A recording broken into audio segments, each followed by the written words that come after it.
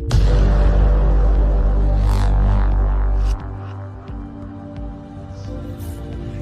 know what time it is.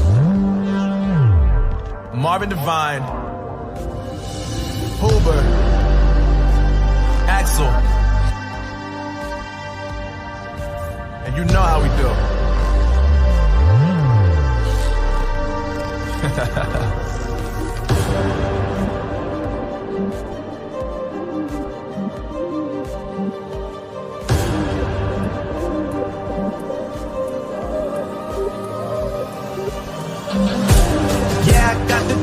Yeah, I got the juice. Whip game cool, make them look like cool. Always play cool, that's the biggest rule. Forget what they doing, keep on doing.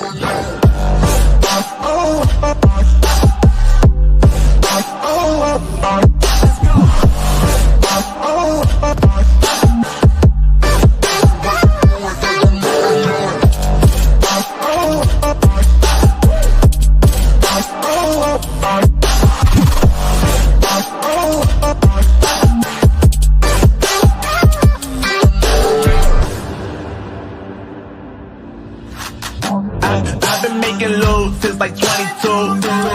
Ask me how I made it right here in the booth. I'm always pursued cause of what I pursue. That's greatness, yeah, I gotta make it, I got things to lose. Boy, just wanna get in my crew, but you can't get in my crew. Me, Axel, and Huber, way too fireable. When this joint drop, better call the truth. And when you hear the drop, better raise the roof. Better raise the roof. You already know what happens when we link up. Let's go. Yeah, I got.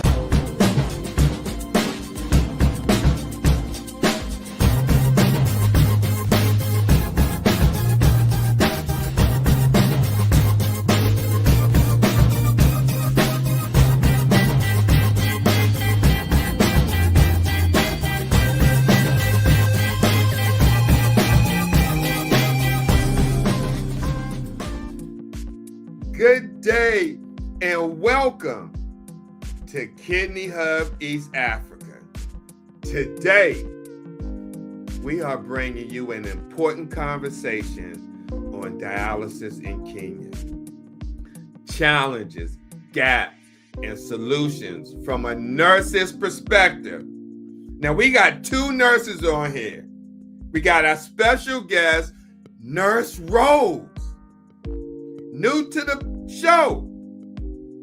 And we have our co-host, Nurse Tabitha Matekwa, renal nurse specialist, all the way from Nairobi, Kenya.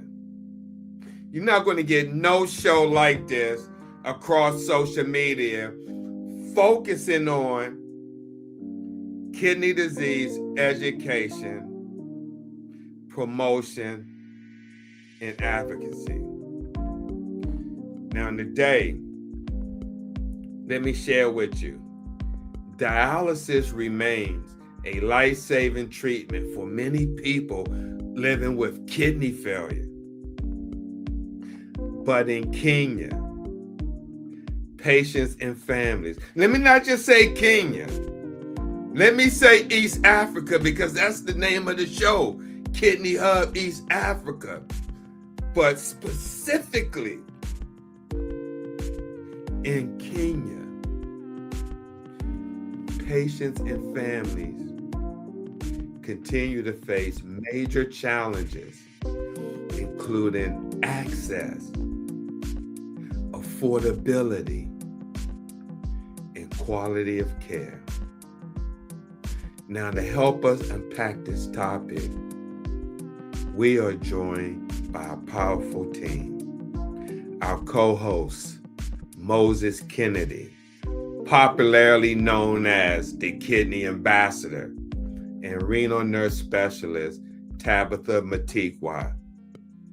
And together, they will guide us through this conversation and help us understand the realities of dialysis care in Kenya. Share this live, seriously, especially if you're watching from East Africa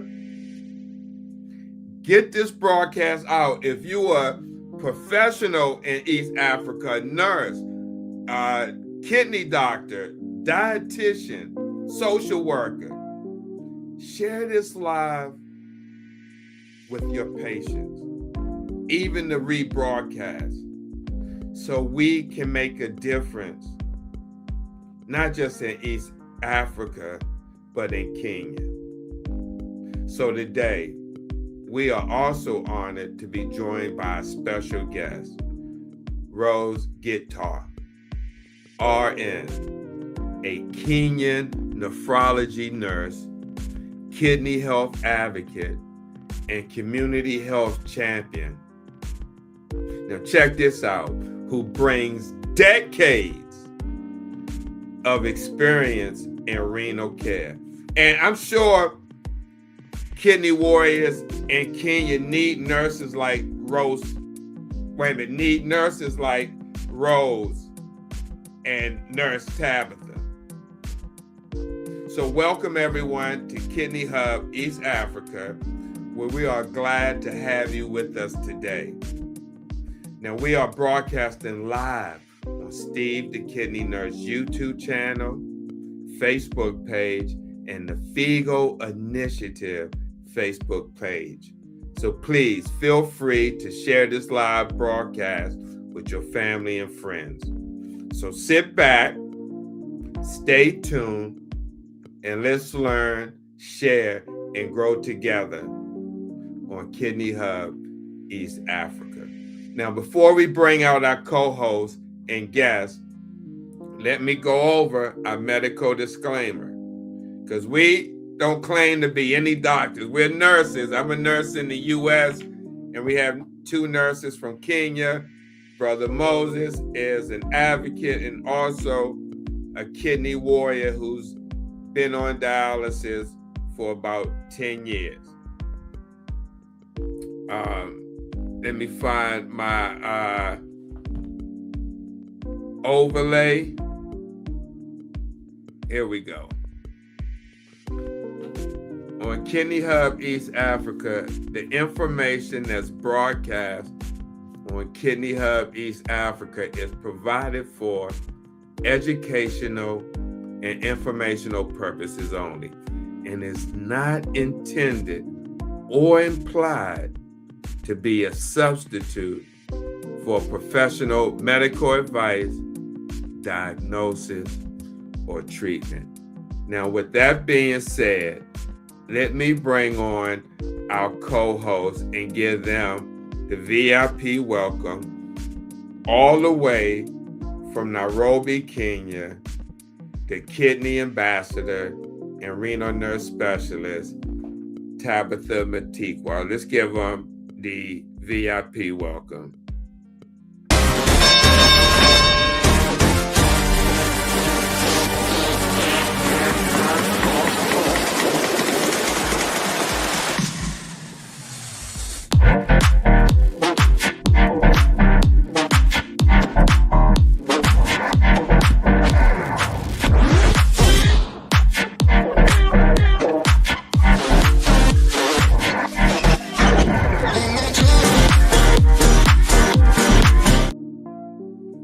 Brother Moses, Tabitha, how are you?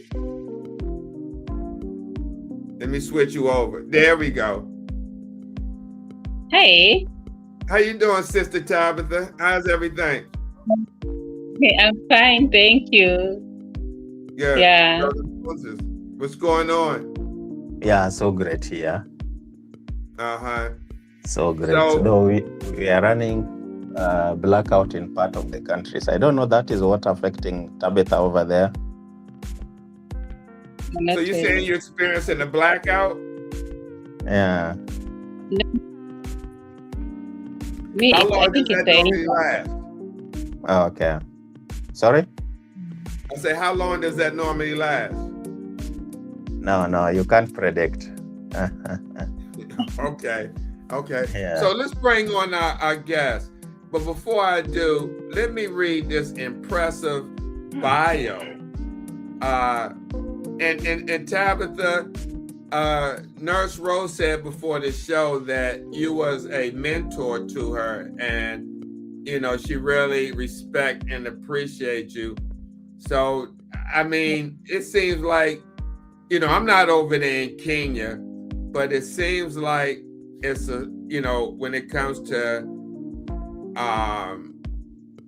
the professionals in the renal community, meaning the nurses, that it's a close-knit community, and that it seems like the last two nurses that we had on here know you and highly respect you and your professionalism. So I mean, that's really good to know and to see that you're making an impact when it comes to kidney care. But let me read Nurse Rose's impressive background.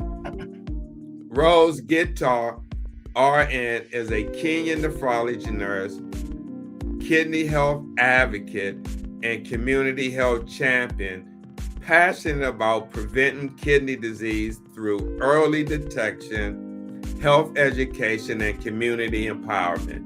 With over a decade of experience in renal care, Rose has evolved from working at the point of kidney failure to championing prevention upstream. She is the founder of Figo Na Afya. Hope I pronounced that right. Machina.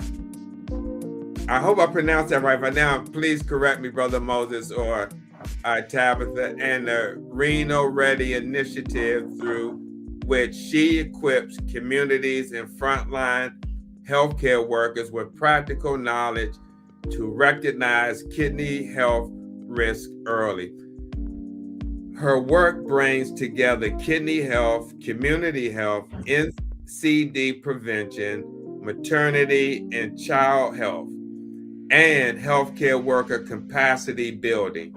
Rose is passionate about changing the narrative from waiting for kidney failure to preventing kidney disease. Now, Tabitha, when you hear that, knowing that you may have had some part in training roles or however it is over there in Kenya when it comes to kidney disease education and nursing, what comes to you when you hear that from someone who came through your, I don't want to say ranks, but that you had dealings with as a kidney nurse?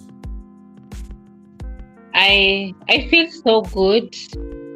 I'm so happy to see what Rose is doing at the community level.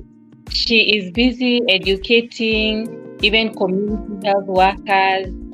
She's there teaching in the church, making a very great impact even to the young nurses, and it makes me feel so nice.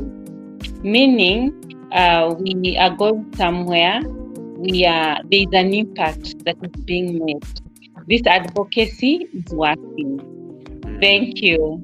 So, when you first met her, did you expect to see this from her? The work that she's doing and what she displayed in her bio? Did you imagine her turning out to do this when she first possibly started dialysis? I think when we first met, I didn't see all this potential, and I'm glad this girl has great potential. She's really already making a very huge impact. She's bigger than you can see. Yeah. Okay. Hey, put me on, Rose, Nurse Rose. But no, Brother Moses, let me ask you before we bring on Nurse Rose. You, as a dialysis patient, you've been doing this almost a decade yourself.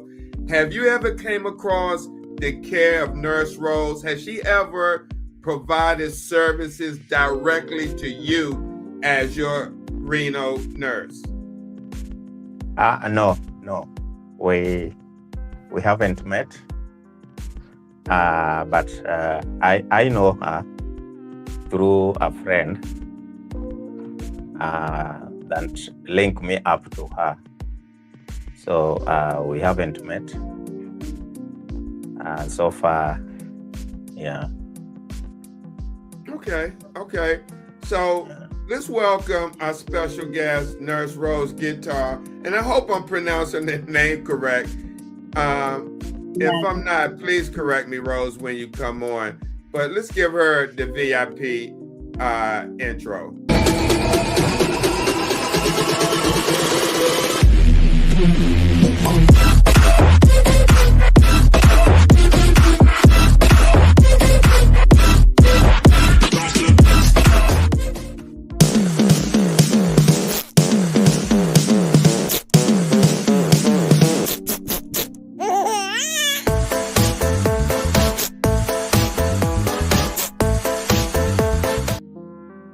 Nurse Rose, welcome to the show. How are you? I'm fine. That's a very powerful intro. I almost danced to the tune, you know.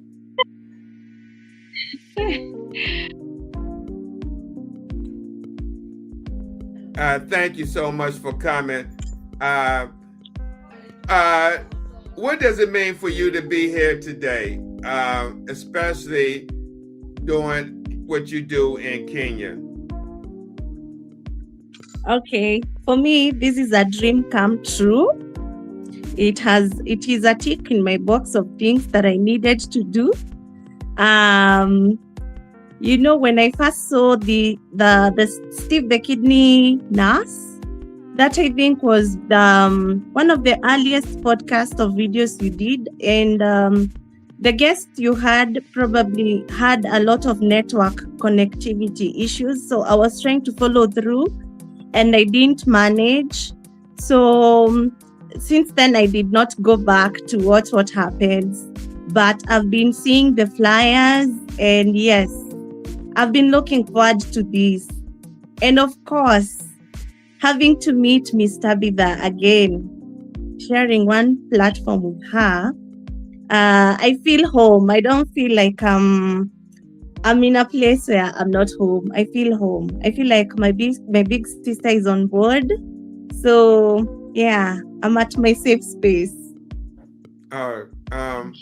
Thank you for sharing that, because that means a lot to me. And Brother Moses will share with you.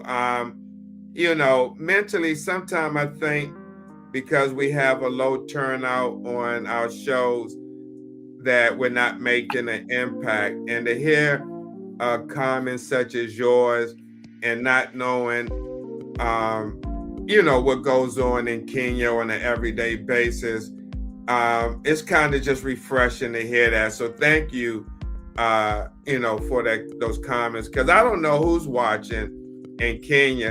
In fact, I honestly just looked at my page today, the dashboard, and a lot of my support is from Kenya. So I was going to share that with Brother Moses, but again, thank you for that. And just like Tabitha, you are more than welcome, please, to come back and share any topic that you feel can get out there that's important, that you may share or advocate for, or you want to talk about. You more than welcome to come to me, Tabitha, Moses, whoever, and say, you know, y'all want to do this or do that. We have no problem. So I just wanted you to know that. So let me begin with this, Nurse Rose, because our topic is dialysis in Kenya, challenges, gaps, and solutions. Now, from your perspective, what are the biggest dialysis care challenges you are seeing in Kenya right now from a nephrology nurse point of view?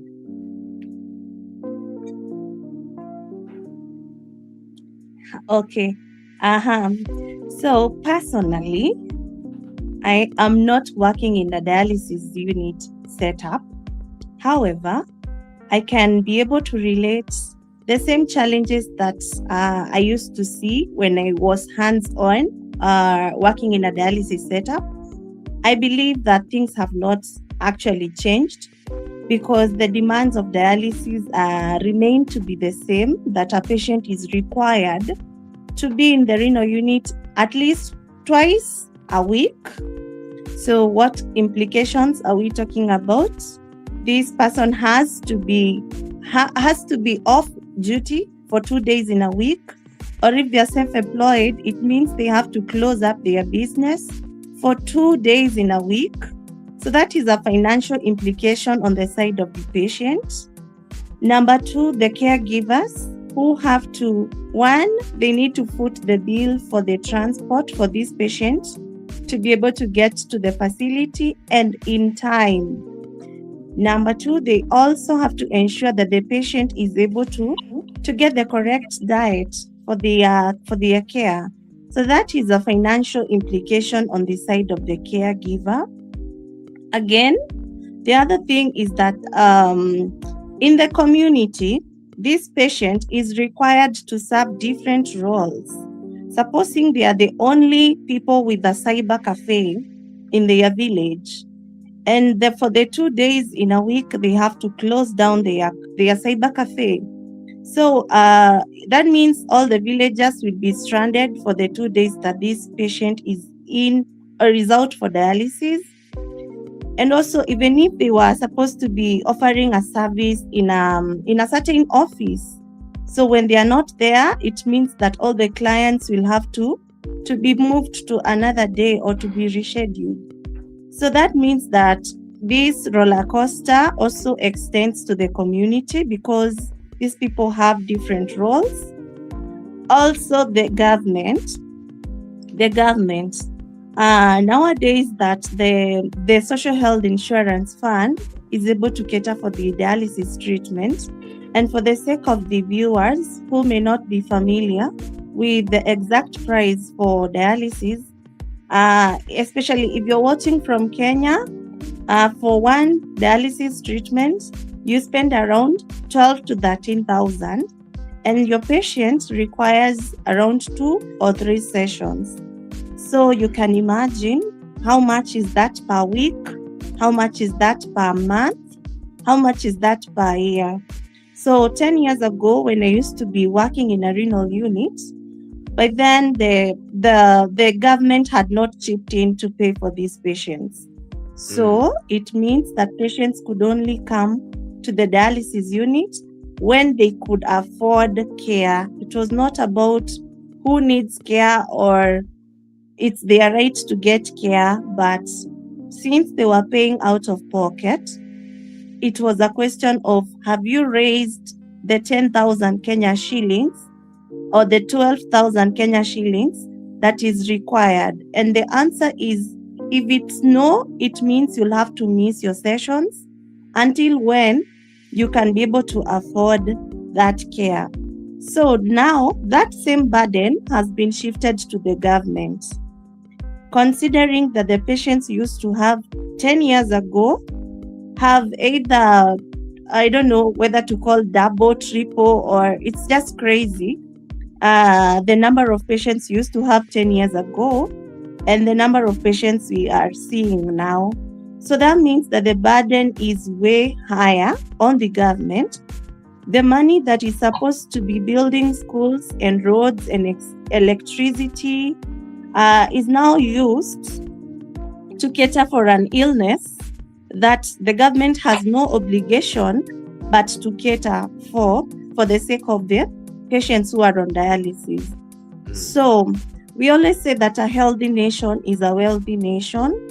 So that means that these people who are supposed to be productive citizens, contributing very well to the economy, now they are stuck. They cannot be able to do as much as they used to because it is also physically draining, the dialysis process in itself. We have our brother Moses on board. He can be able to tell us that sometimes what he was in a capacity to do maybe 10 years ago, or before dialysis, probably by now he's not in a position to do that, because sometimes the dialysis it drains your body physically, your physical strength. It goes eroding, as we will be discussing further in the conversation. So yes, those are some of the challenges, I'd say, listing it from the individual to the family to the community to the government. Yeah, those are the challenges. Tabitha, let me ask you, because you work at the hospital and I know you work with patients.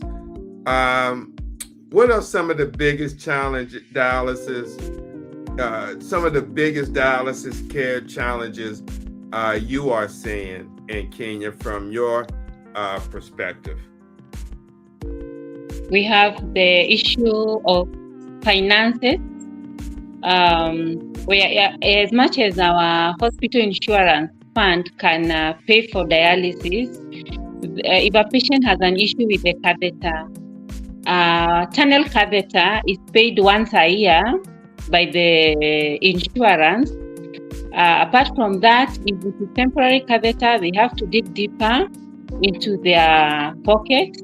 Again, if a patient has to dialyze more than twice, the third session they have to do it from the pocket. For the family, it's also very much draining, just like the way Nurse Rose has said, and of course to the country, the same challenges. We also have issues with consumable. If let's say if there's delay in procuring the item, that delay might mean might cause a challenge to our patient because of maybe issue to do with the tender or even to do with the finances, depending on the institution. So the challenges are quite many. Patients also sometimes they are not able to adhere to the diet that has actually been prescribed, and mostly you will find it goes down to the finance issue. And again, also most of our patients, sometimes they lack support from the family. If you dialyze for a long time, many other people will withdraw, and when that support is not there, it means our patient may not do very well. Yeah. Thank you.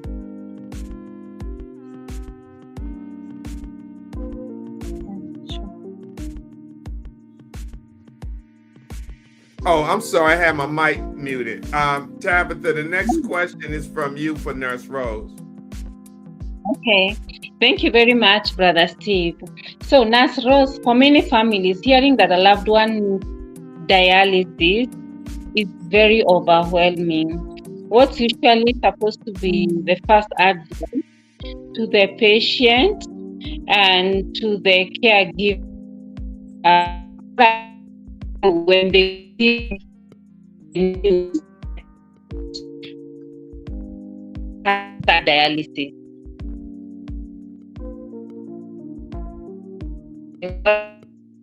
Nurse Rose, can you hear me? Yes, I can hear you, but I didn't get the question from Tabitha. So, I'm going to repeat the question because Tabitha's having internet problems. Her question was, for many families, hearing that a loved one needs dialysis is overwhelming. What is usually the first thing you advise patients and caregivers to do when they receive that news? Wow, thank you for that question. At some point, there is a platform called the Renal Patient Society WhatsApp group in Kenya, where the kidney patients and their caregivers are joined together in one platform. I am a nurse. I'm a nurse in that platform. I'm there as a nurse in that platform.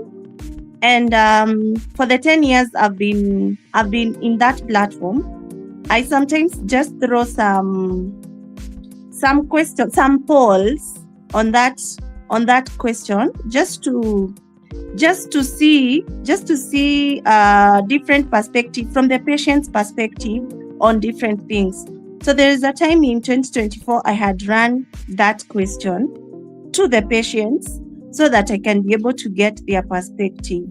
And the question I asked them was, how many minutes did the doctor who told you you have kidney failure take to just share with you, to break the news to you that you have kidney failure and you need dialysis? So how many minutes did you spend in that doctor's room for you to get such news?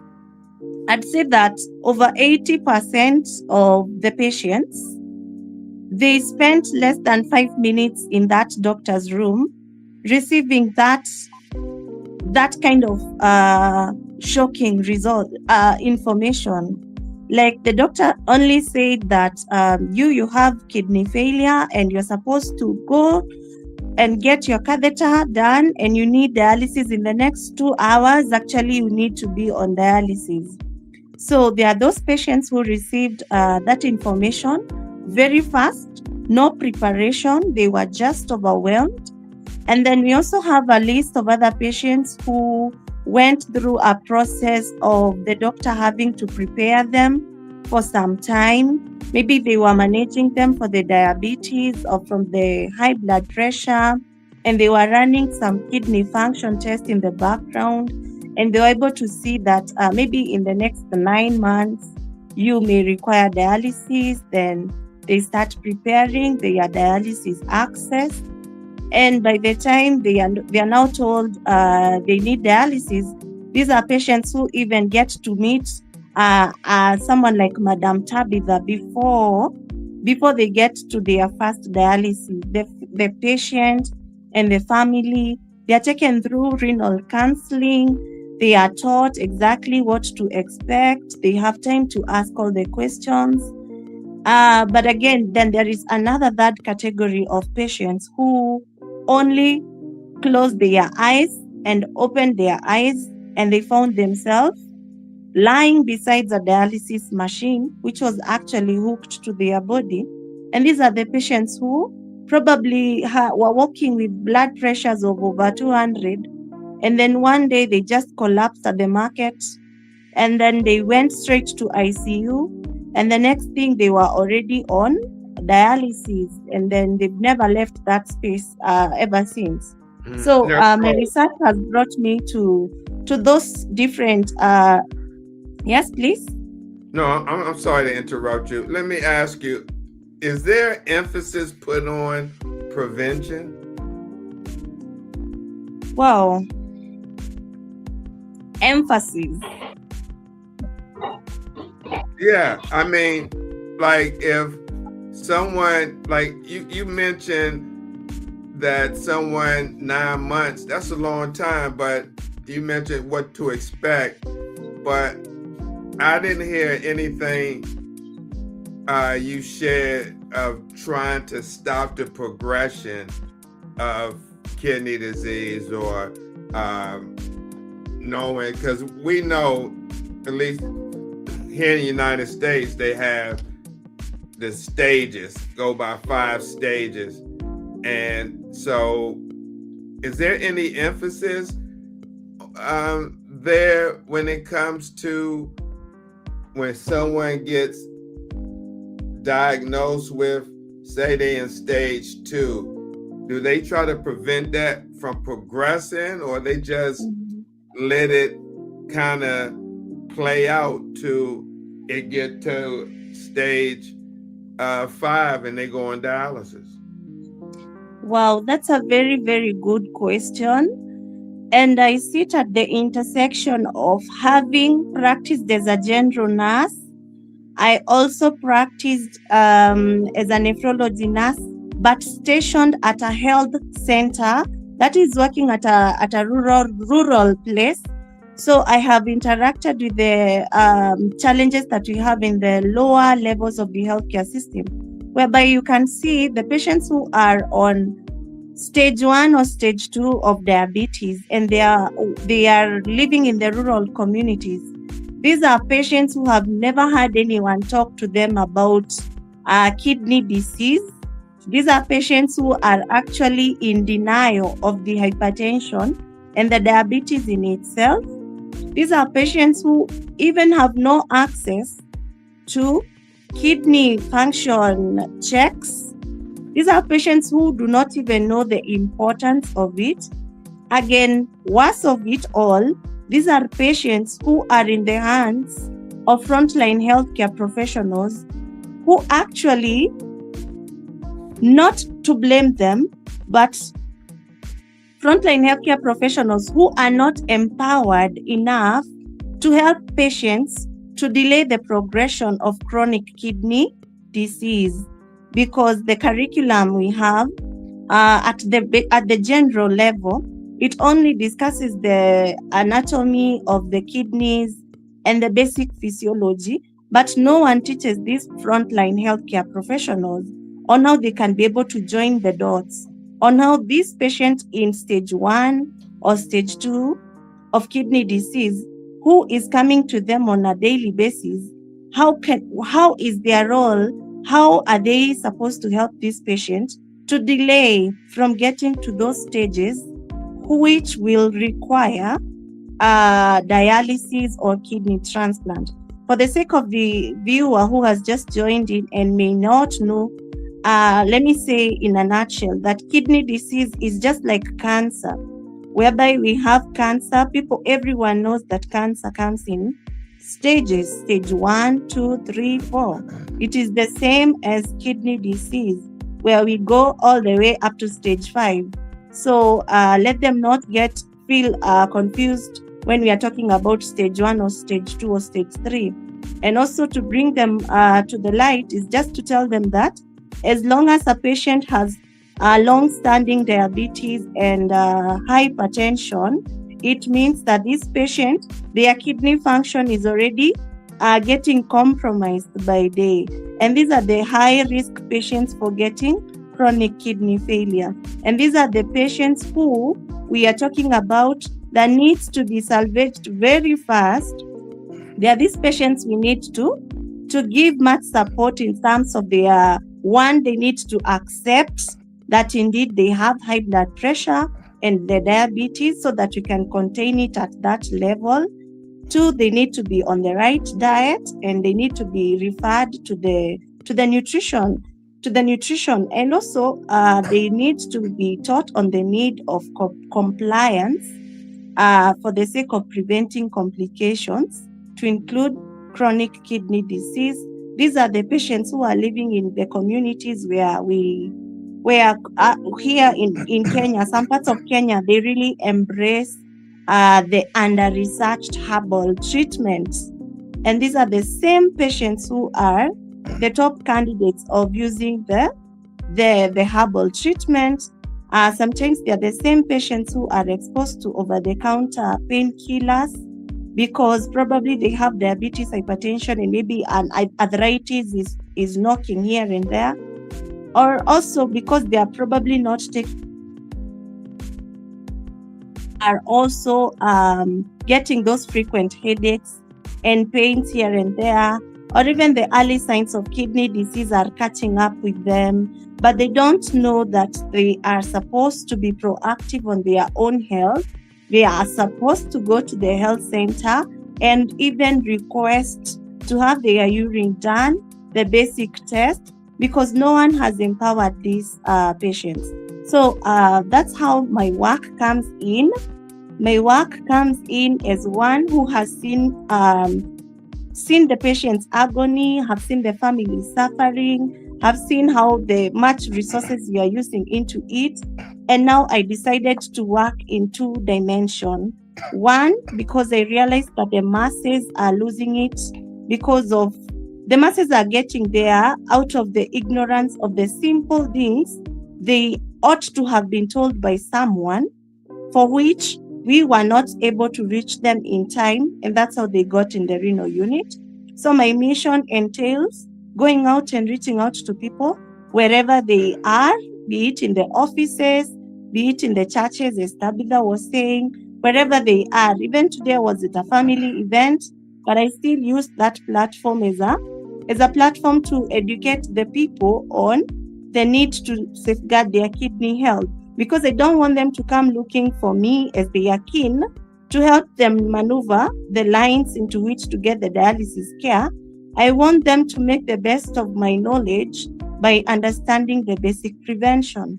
Number two, I also realized that gap of knowledge, we need to bridge the gap between the classroom application of kidney health concepts to the clinical application of kidney health concepts. That nurse who is working at the health center alone at a dispensary near the bush, they need to know how that mother who is coming in for delivery, how are they supposed to handle that patient to ensure that this baby and this mother come out without getting complications that put them at risk of kidney disease. That clinician who is working in wherever, the most rural part of this country, need to know that the choice of medication they choose for these patients who are at high risk of kidney disease, are they having those special considerations for this? Because I realized that they are innocent because no one has taught them, but the errors of omission and commission and giving misinformation to these patients actually lead to poor renal outcomes. I interact with these patients at the Renal Society platform, and sometimes they are cursing frontline healthcare workers who were the first people to handle them, because sometimes they get those high blood pressures and then they were told, just go home, your BP is fine, it's supposed to resolve it itself, so that's why I'm coming out strong, because I realized that much as I was engaging much in doing the awareness for the public, I couldn't do this alone. That's why I need an army of empowered frontline healthcare workers. And how best do I reach out to them? The best way to healthcare workers is by writing books. So I have written my first book. It's called The Renal Ready Workforce. So I am intending to run an international book tour whereby I want to reach out to the healthcare professionals right from the universities, whereby they can be able to understand the simple procedures that they do at the hospital, that they go a long way in leading to either good or poor renal outcomes, and to just shift the power and the glory of nephrology to the frontline healthcare professionals. Because sometimes we think that the nephrologists, all the nephrology nurses are the heroes, but for me, in my evaluation, the frontline healthcare professionals are actually the real superheroes when it comes to kidney health, because they interact with the patients long before their kidneys have a problem. So I'm running those two things concurrently, reaching out to the masses, and through my initiative called Figo na Afya Mashinani, for which I have a team where we are now embarking on a county-to-county project, whereby we are going to do screening projects in the communities, training community health promoters. We actually did a pilot project within Matekwa, where I am based, but now we want to extend the same to Kakamega, Kisumu, and Mombasa counties, and also Kiambu, Kakamega, Kiambu, and Mombasa County, so that we can extend the impact of Figo na Afya Mashinani beyond Machakos town. But for the Renal Ready campaign, I call it an international book tour, because even with my interaction from the LinkedIn community, frontline doctors are coming out, nephrologists are coming out to say that these challenges are not unique in Kenya or in Africa alone. They also need the energy and the concept behind the Renal Ready to their system. So that's what I could say. Thank you so much, Rose. for such a deep expansion. And I love the way I saw you one time teaching the community health promoter, and that sensitization. Community health promoters are the people who are on the ground with the patient. These are the people who go around checking on the blood pressure from family to family in the community. And when they are able now to learn what the impact of high blood pressure on the patient or unmanaged diabetes, it is going to bring a lot of value, because now we'll be able now even to get many people being diagnosed early, and the prevention measures can be applied very early. And I just love now what you are doing as a renal nurse. I can hand over maybe to you, Brother Moses. Thank you so much. Thank you so much, Tabitha. Nurse Rose, I have some few questions. Let me begin by this. Okay. Yeah, for many families, what are some of the main gaps in dialysis care in Kenya that affect patient the most? Is it the access or cost or something else? Yes. Okay. One, I'd say with regards to access, there's been a lot of energy, or we can see the private sectors and the government. The time I was working in the dialysis space, the county governments were just starting to set up the dialysis centers across the counties. But now I think each and every county has a government dialysis center, and also the private investors have really put in a lot of emphasis on starting up dialysis units. But all in all, the numbers of patients who need dialysis are rising even the more. So you'll still find the waiting days crowded. You'll still see patients having to wake up at 4 a.m. to be able to access dialysis care. And in case there is a breakdown of one or two machines, then that becomes a nightmare for that patient. And it affects it cuts across all the shifts that were supposed to be done for that day, meaning that at some point, patients will have to sleep at the benches overnight so that they can access the machine the following morning. So it's a plus for what they have been. It's a plus in terms of the number of dialysis centers we are seeing now. However, it is still not sufficient to serve the kind of numbers that we are having in terms of the kidney patients. And I don't think it will ever be enough until the time when in my prayer, or rather in my biggest wish, would be nephrology nurses. And Kenya is blessed to be part of the East Africa Center of Excellence, because that's an institution that has been able to move Kenyans from a handful number of nephrology nurses to hundreds of nephrology nurses because of that training. So in Kenya, we wouldn't say that we have very few nephrology nurses. We have them. However, our scope of practice demands that once we specialize, we're supposed to be working in the dialysis unit. Like the system equates renal nursing is equals to dialysis services.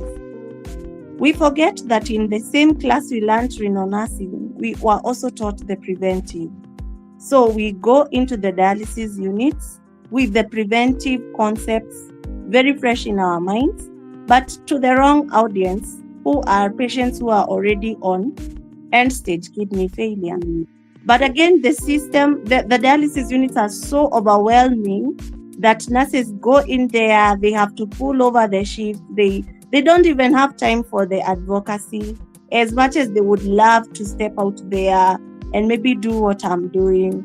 Personally, I really struggle to juggle in between my routine job because I am supposed to be working in a dialysis unit, just that I made a choice and a request, a very official request to my employer, just to have me outside the renal unit.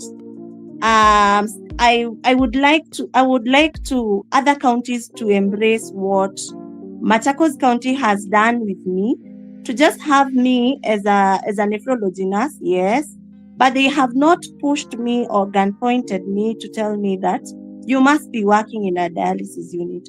So probably I just do my shifts in the unit where I work. That's a newborn unit. And then when I'm on my day offs, that's when I sit to write my Manila papers. That's when I sit to strategize. That's when I just do all these things that you see out there. It's just a product of the quiet work that I have to sit down and do. That's a lot of sacrifice, juggling in between personal life, my work, and also now the advocacy that I have to do.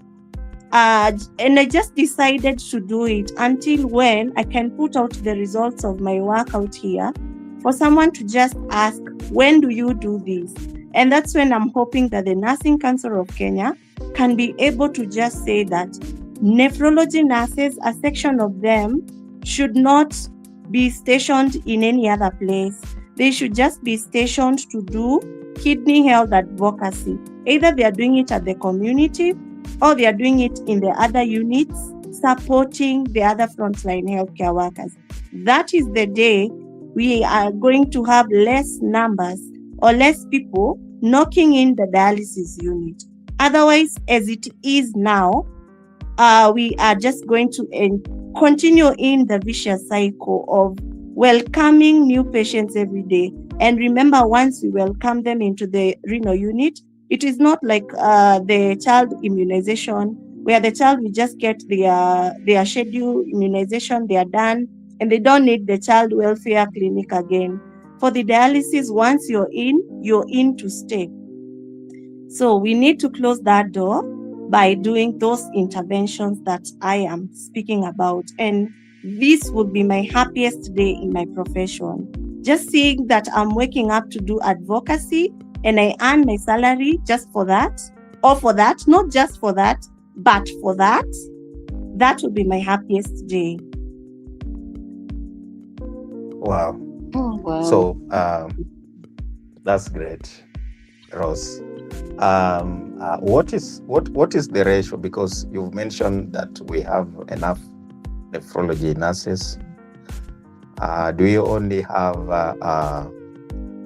doctor ratio to patient ratio gap so big, or what is the ratio of nurses to nephrology nurses versus patient? Oh, the ratios are not impressive at all.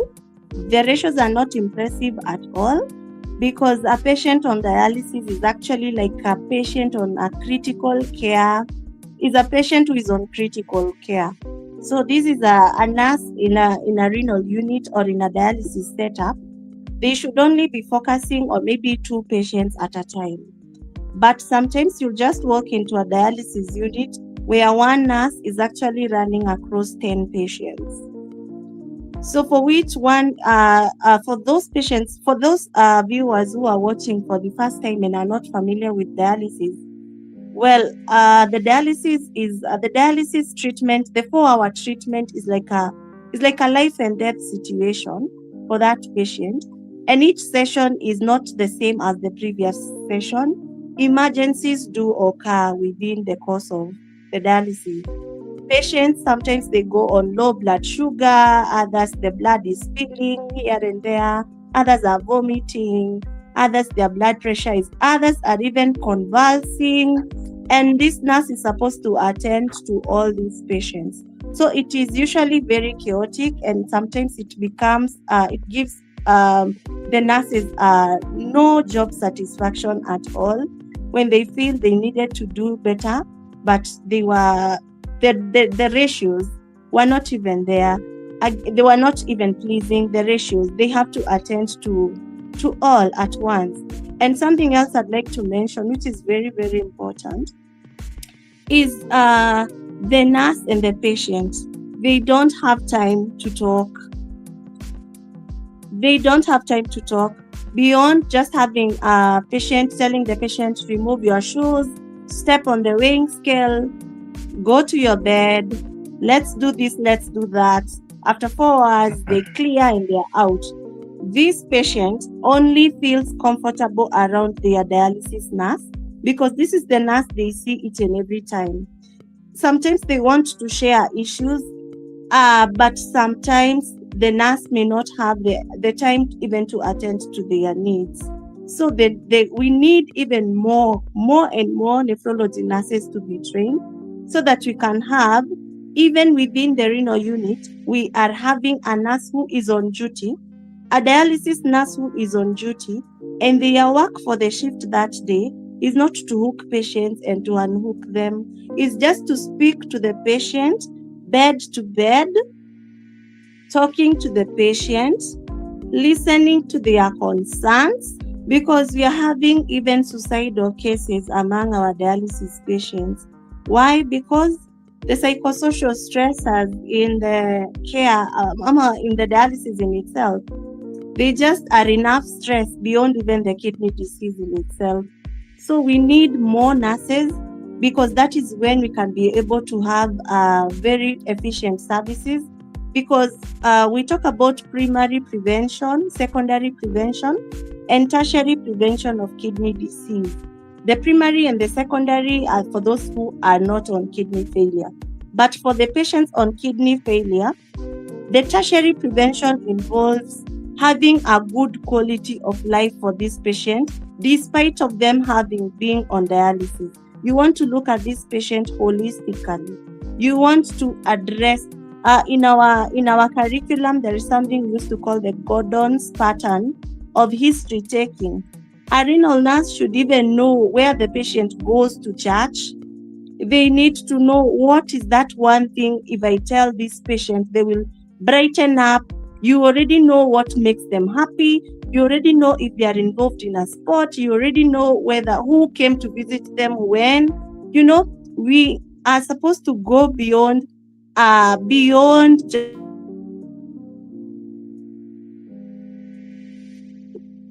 when we have less patients coming in to join the caravan.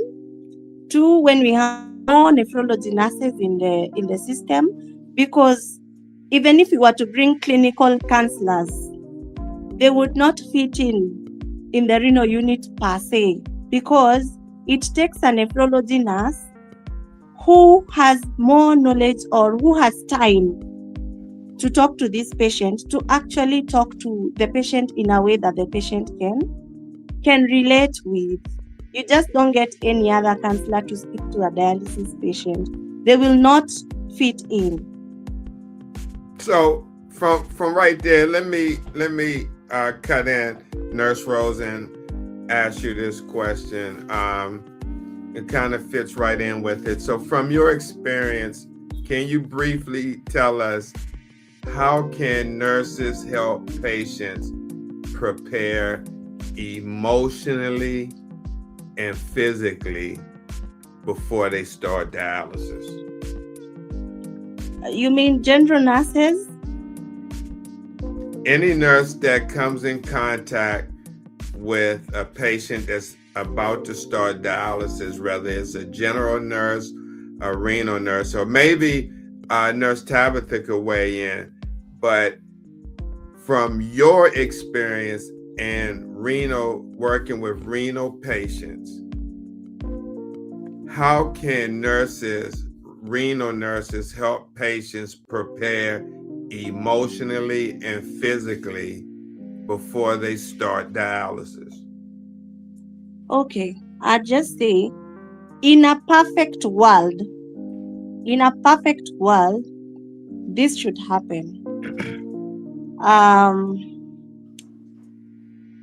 Personally, I just felt like beyond what I've been practicing over the years, I need to add into my skill set the real act of psychological first aid, because this is like a trauma that hits.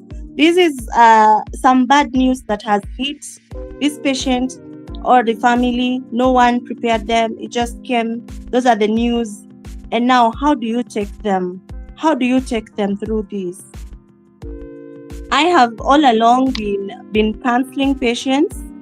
I have all along been talking to families, even once they are not yet on dialysis. You talk to them when they are at the stage of diabetes and high blood pressure. You want to teach them on the likely complications so that they can take it seriously at that level. But again, when we hit that level, you want to teach them that this is actually not the end of life.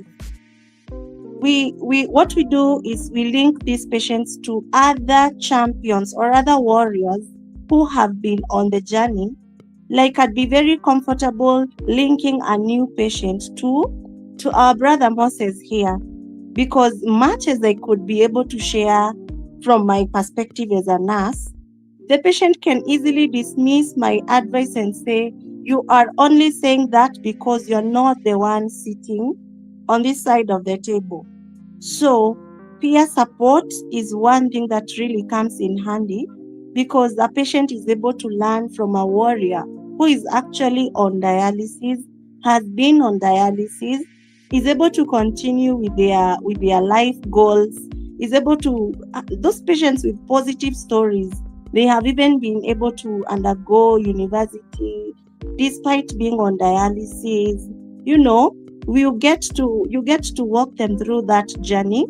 And there is that way we do to link them, and also to teach them and the do's and the don'ts, and also just taking them through, and also allowing them to ask questions, because from there you can be able to see how to come in. And also, we are in a world of technology where patients and family, you just tell them their diagnosis, and the next thing they are on the AI apps trying to Google and search what exactly that means. And I have some bad news with that. I really am a lover of AI, and I really embrace technology and new knowledge from the internet. However, with kidney failure, I'd really raised some very serious alerts, because with kidney failure, the internet can be very misleading. Maybe you can read about other things, but with kidney failure, the internet can mislead you big time. One simple misinformation from the internet with kidney disease, you could land to the ICU the next minute. Why? You could just read something like as simple as a banana. The AI app, based on the prompt that you have been able to give, you can give a wrong prompt, and then it can tell you that bananas and avocados are actually very good fruits. You need to have them on your diet. So as a kidney patient, if you just trust the internet, you don't want to open up to your healthcare, to your dialysis nurse, then you will end up being the next patient landing in the casualty just a few minutes after you left dialysis. So AI technology is good, but when it comes to kidney disease, that's where we draw a line, and a red line for that matter. So draw the support from all other places, but the internet may not be your best friend. Also, with peer support, one thing I've come to learn from my experience in the renal group, sometimes 1 month's meat is another month's poison. We have some fruits, probably. I'll give an example with some fruits like the pineapple. You realize that some kidney patients, they comfortably take pineapple. But some other patients, the same patients on dialysis, when they take even a slice of pineapple, they have problems. Another one can comfortably eat an egg, including the yellow part of the egg. Yet the other patient on the next dialysis couch, if they eat that egg as it is, now it starts becoming a problem. So again, 1 month's meat is another month's poison. And there is a slogan that I usually emphasize on at that platform. I call it, for the ones who are understanding Swahili, I call it Jijue Jipange. Jijue no jipange. Like, you need to understand what works for you. What did the doctor say that works exactly and precisely for you and your kidney function test results, and not borrowing a leaf from each and every other person. So the patient support networks are very good, but also they need to be taken also with a pinch of salt. There are some things that you don't apply directly to yourself. So for me, what I'm doing in line with upscaling my skills, I have enrolled in a program where I'm learning trauma counseling and psychosocial support, so that I can be able to incorporate my nephrology nursing background with the counseling, with the correct counseling skills, because I really don't want to work from a space of assumption. I really need to upscale and do it even better than what I've been doing. Mm-hmm. Okay. Tabitha, it's on you. Thank you so much, Nurse Rose, even for that, and even having an interest in trauma counseling and psychosocial support. It's going to add a lot of value to our patient, and even as we prepare our patient emotionally and physically, I start with telling them the function of the kidney, the way it's able to remove the waste, excess fluid. Again, also the function of the kidney towards the bones, and even the maturation of the red blood cells. And now when the kidney is not working well, what happens to the body?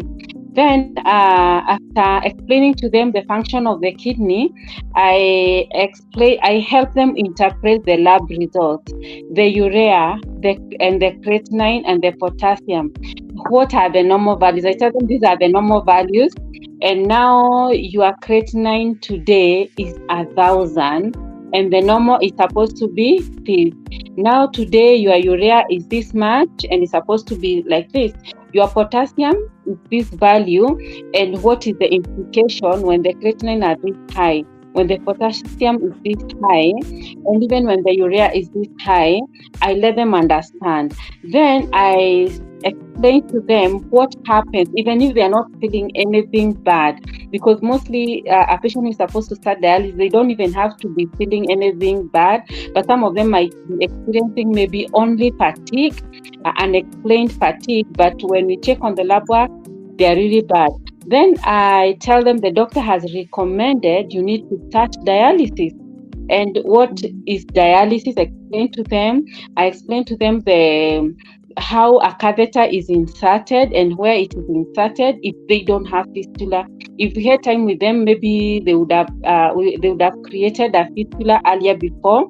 But if they don't have, I explain to them about the process of catheter insertion, and then again also how to take care of the catheter, and again also the infection prevention. And now when they start dialysis, we start with the 3 sessions, then we stabilize with 2 sessions, and why they need to adhere to the dialysis, and I prepare them together with the relative if it is possible. And if they start dialysis before maybe I can talk to them, I will explain to them maybe later when the levels of the urea and the creatinine are not very high.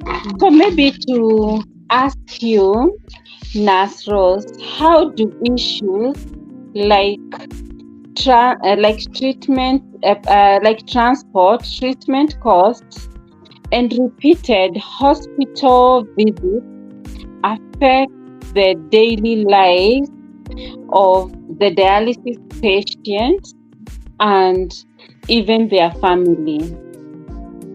How? Okay, I'd go back again to giving credit to the experience that I've gained as part of the Renal Patient Society of Kenya. That platform has really helped me to be able to view the experiences of patients and families, even from the point of not commenting, but just reading out what they are able to share. I'd say that one, these patients, do you know that they even do some mini fund drives among themselves? Because you just see a patient just typing there and saying, I'm actually a kidney transplant recipient and I have run out of medication. And for the sake of the audience who are not familiar with what I'm saying, for a person whose kidney function has failed or a person with kidney failure, number one, either they are on dialysis, or number two, it is either another healthy person with 2 kidneys who is supposed to have one of their kidneys removed and put inside the body of this patient with kidney failure, so that this patient now can stop dialysis and continue with their normal life. That is what we are talking about, kidney transplant and recipients and all this. However, when you get your cousin giving you their healthy kidney, the journey does not end there. It actually begins there, because there are some drugs that you're supposed to take each and every day so that your body, because when God created you, He created you as an individual. He did not create you with your cousin's kidney inside of you. So what are you going to do so that your body does not sense that there is a cousin's kidney inside of you?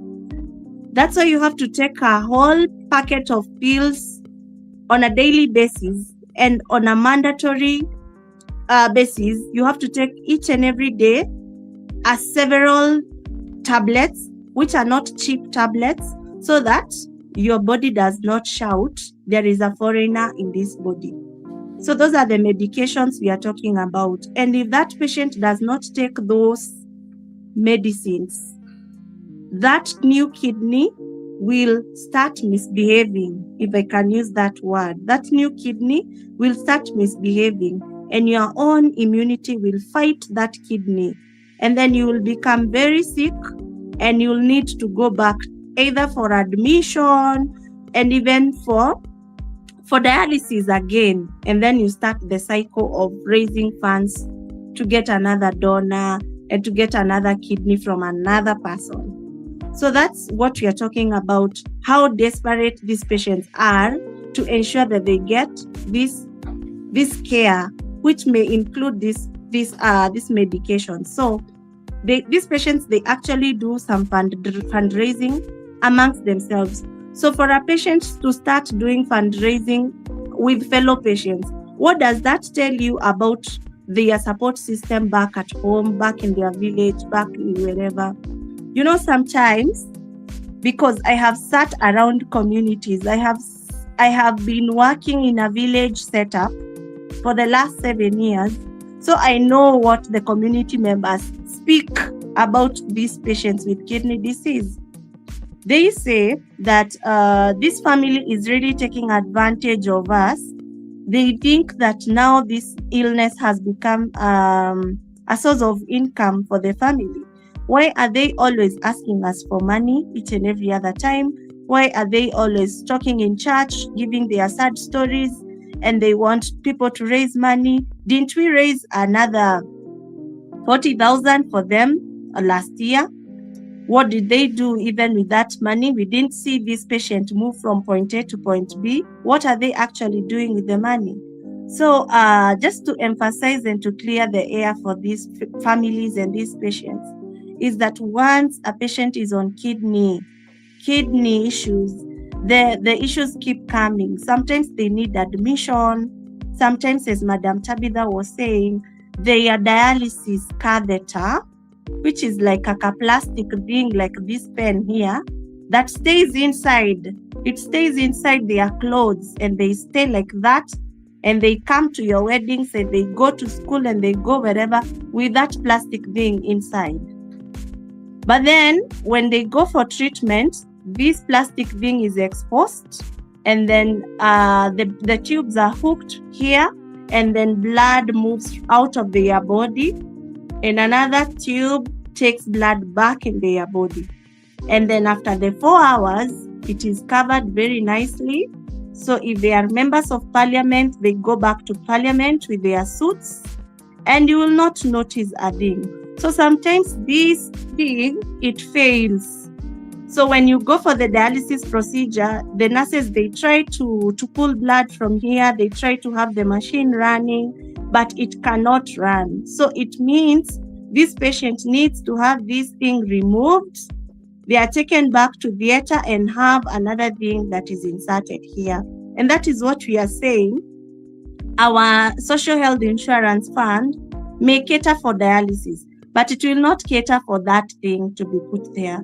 And that thing for the Kenyans in the house, sometimes it is as expensive as 50,000, 40,000, and that patient requires that. That is their lifeline. Without that thing there, that patient, there is no way we can be able to help them in the dialysis unit. So the costs are there. That's why these patients keep asking for money, because also even their diet is also very special. And yeah, much as we try to encourage them to eat what is available, sometimes what is available messes them up. So the costs are just a roller coaster of bad things. And that's why my slogan is always, prevention is better than cure. Thank you. Thank you so much, Nurse Rose. Brother Moses. Yes, thank you so much, Tabitha, for that query. My good sister Rose, in your work, what role do frontline healthcare workers play identifying kidney disease early before it reaches the stages of dialysis? I hope you are unable to see me because you are running on a blackout. So please just bear with me, everyone. Yeah. Yes.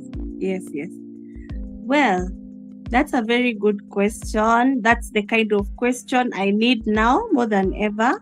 And for the I know that is where your strength lies.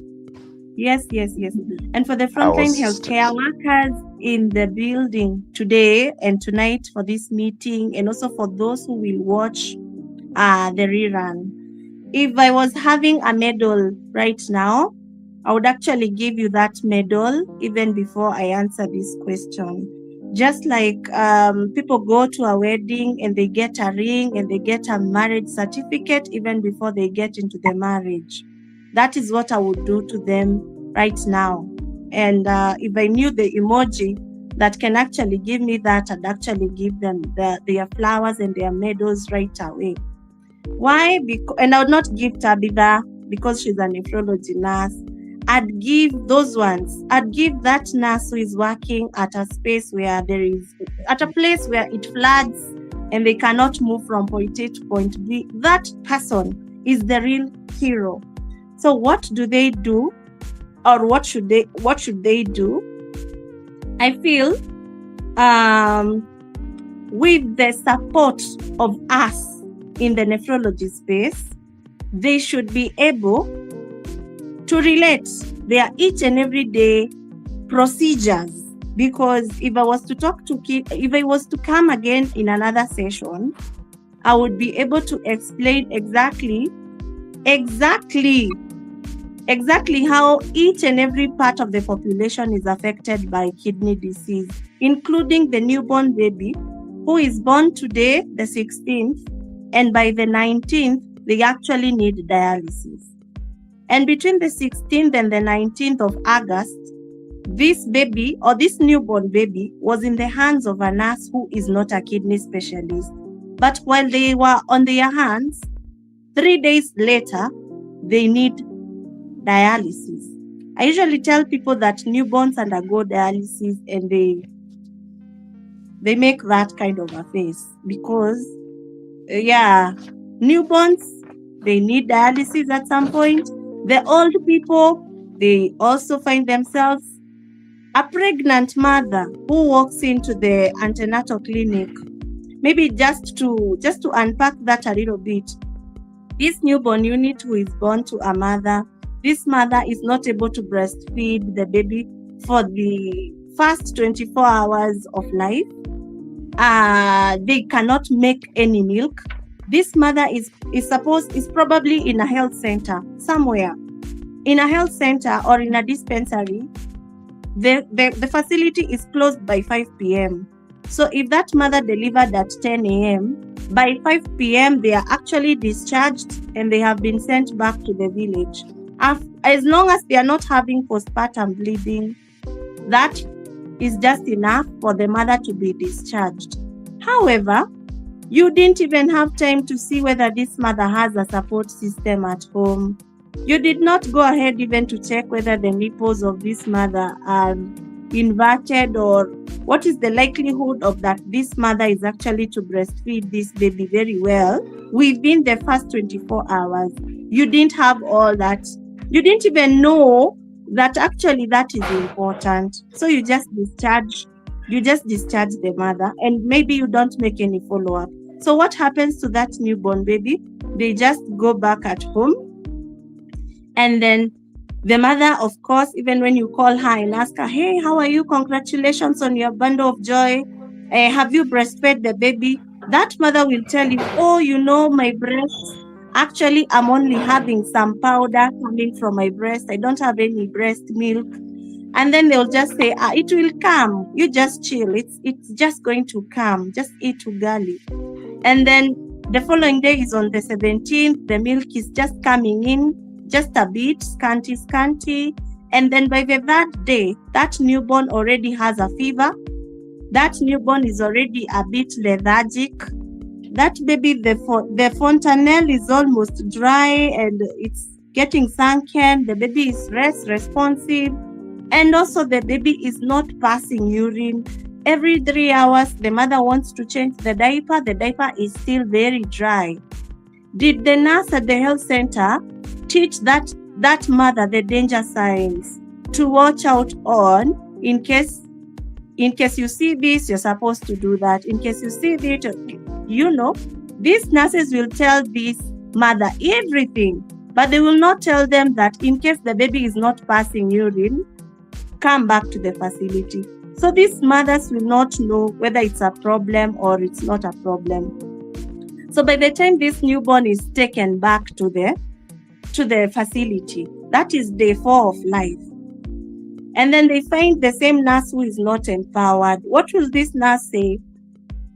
I have analyzed and I've seen different nurses in different scenarios, and I've written in my book. Nurse number 1 will tell this mother, you know what? You're just a first-time mother. Just go back home. Yeah, you're just anxious. Just go back home. Nurse number 2 can either do something wrong, which is giving something we call pre-referral medication. They have seen the baby is having a fever. So the first thing that comes to their mind is an antibiotic. And the closest antibiotic in every dispensary is actually gentamicin, which is a drug that is actually poison to an already compromised kidney, because once the newborn is not passing urine, we are already speaking about kidney failure at this point. So this nurse injects gentamicin, and then now they send the baby to the next referral facility. And when the baby is received to that referral facility, they find a different set of a clinician. This clinician, if they have a knowledge about kidney health, they can say, 1, we need to draw samples to check whether the baby has a kidney involvement. And 2, we cannot continue giving this gentamicin. It is a wrong drug for the kidneys. And then they stop it at that. And even sometimes they escalate the referral to getting to the tertiary hospital, which is where Tabitha works, which is the only government facility in Kenya that has the capacity to take care of such a newborn. Then you will realize that the clinicians you're having on the ground, They are actually not aware that we have something called peritoneal dialysis, which is the dialysis for the newborns. I interact with frontliners every day, and when I talk to them about peritoneal dialysis, they are like, so what is that? We thought dialysis is the only dialysis with blood and machines and all over. So you mean there is another dialysis for newborn babies? Yet these are the people who are expected to take action at the level 3s and at the level 4 facilities. So let's go back to that mother who was sent back home because they are seen to be a first-time mother who don't know how to breastfeed, but they were kicked back to the village. What happens to this mother? They'll go back to the village.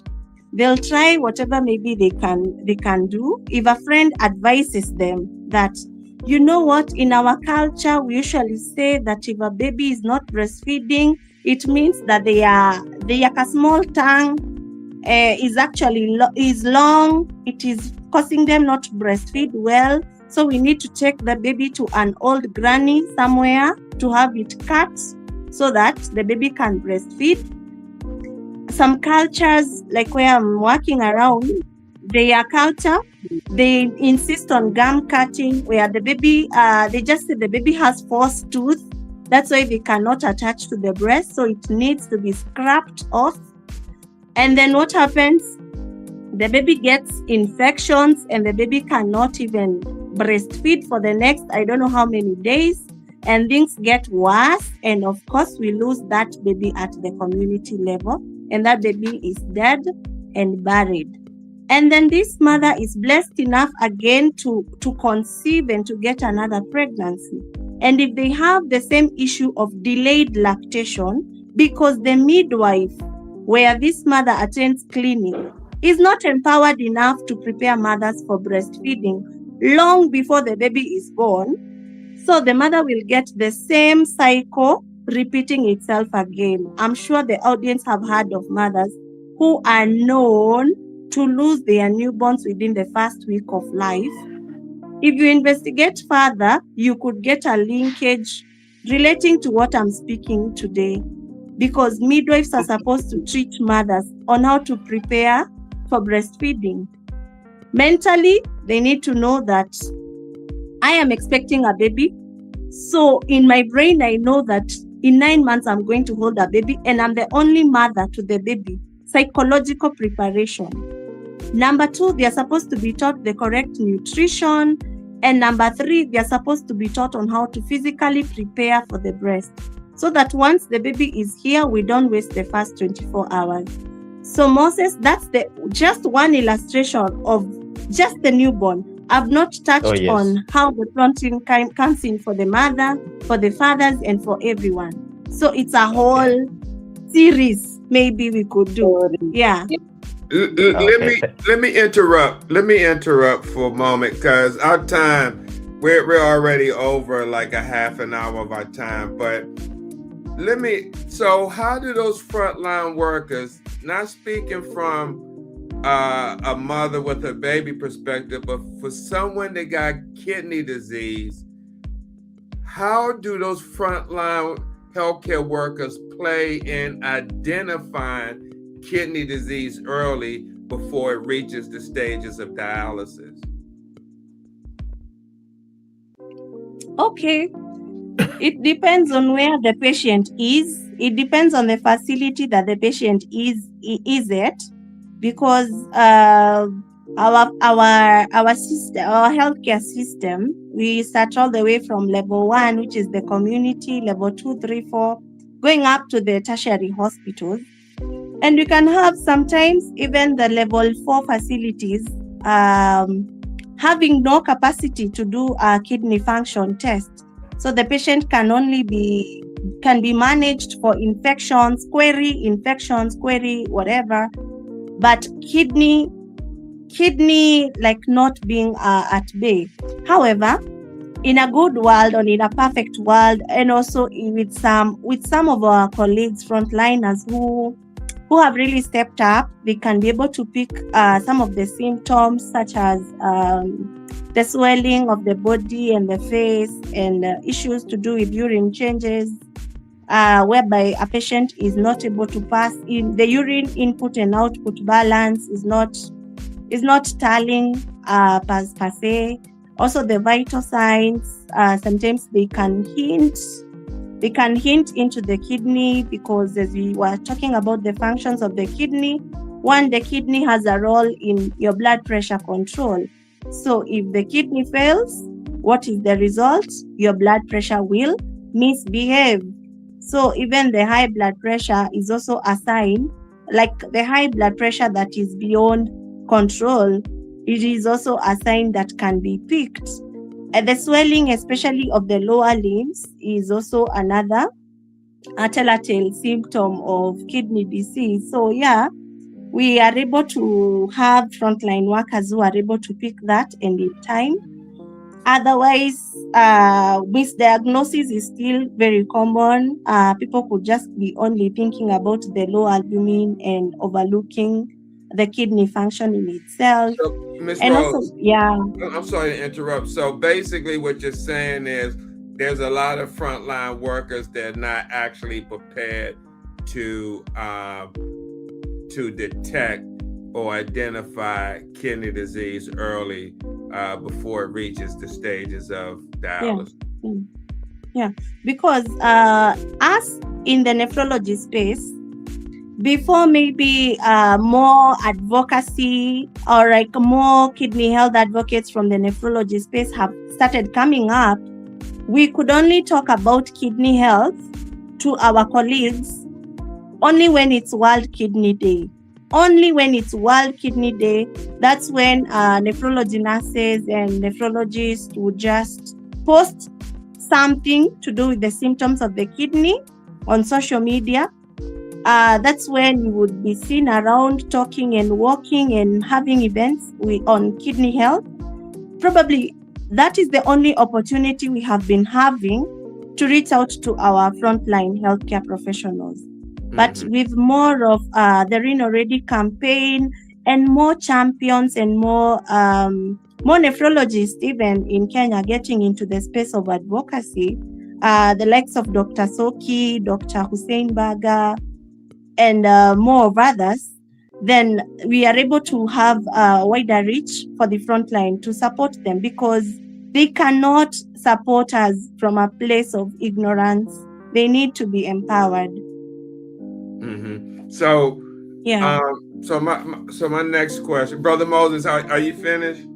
Yeah, I'm done. Okay. So, because like I said, we're over 30 minutes, but that's okay. You mentioned Dr. Soki and other professionals and yourself working in the community. So from your perspective, what are some, you can give us maybe one or two, what are some common misconceptions or fears in the community still have about dialysis? What are some maybe one or two common misconceptions or fears people in the community that you hear about still have when it comes to dialysis? Okay, one, they have misconceptions about the dialysis procedure, and they also have misconceptions about the kidney disease in itself. Because one, with the symptoms of kidney disease, I usually tell my audiences that it has symptoms from the head all the way to the small toe.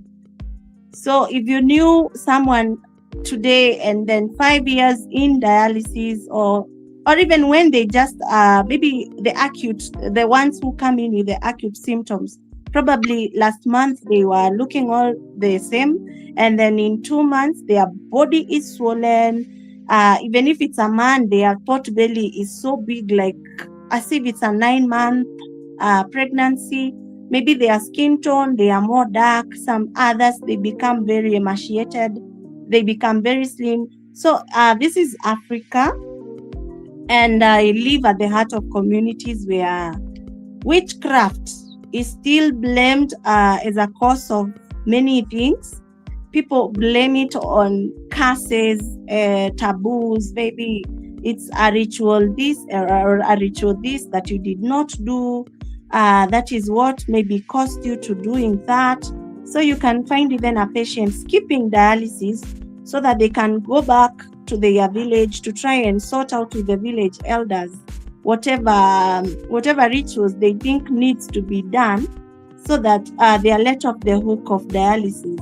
And of course, in that duration, the patient is of course deteriorating in as much as they are busy trying to look or to blame on other issues rather than embracing this scientific research that has been done and the diagnosis and just taking it forward. So issues to do with blaming it on cultural rights, taboos, and curses, it is very common, and even spiritual.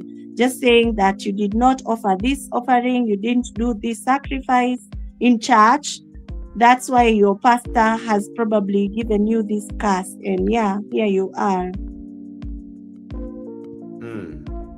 And also, they also tend to feel like your lifespan is like you are going to die the next minute.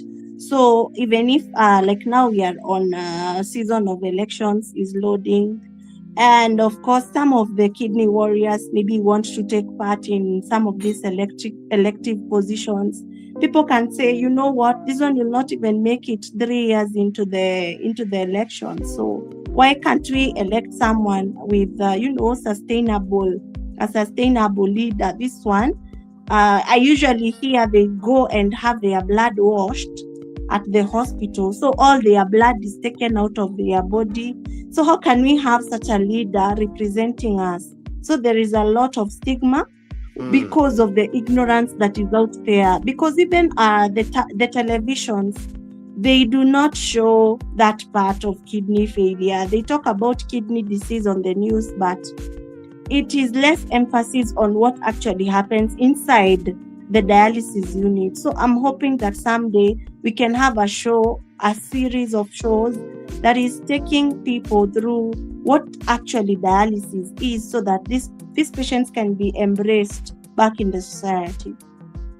Wow. Yeah. And maybe Brother Steve, to add, I once had a patient who was saying that the wife was saying that if they have conjugal rights, he's going to transmit the disease to the wife.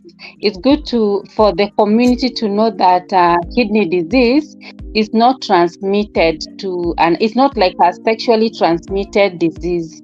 So do not deny your partner the conjugal right, thinking that it is transmittable. Yeah, just correct the myth.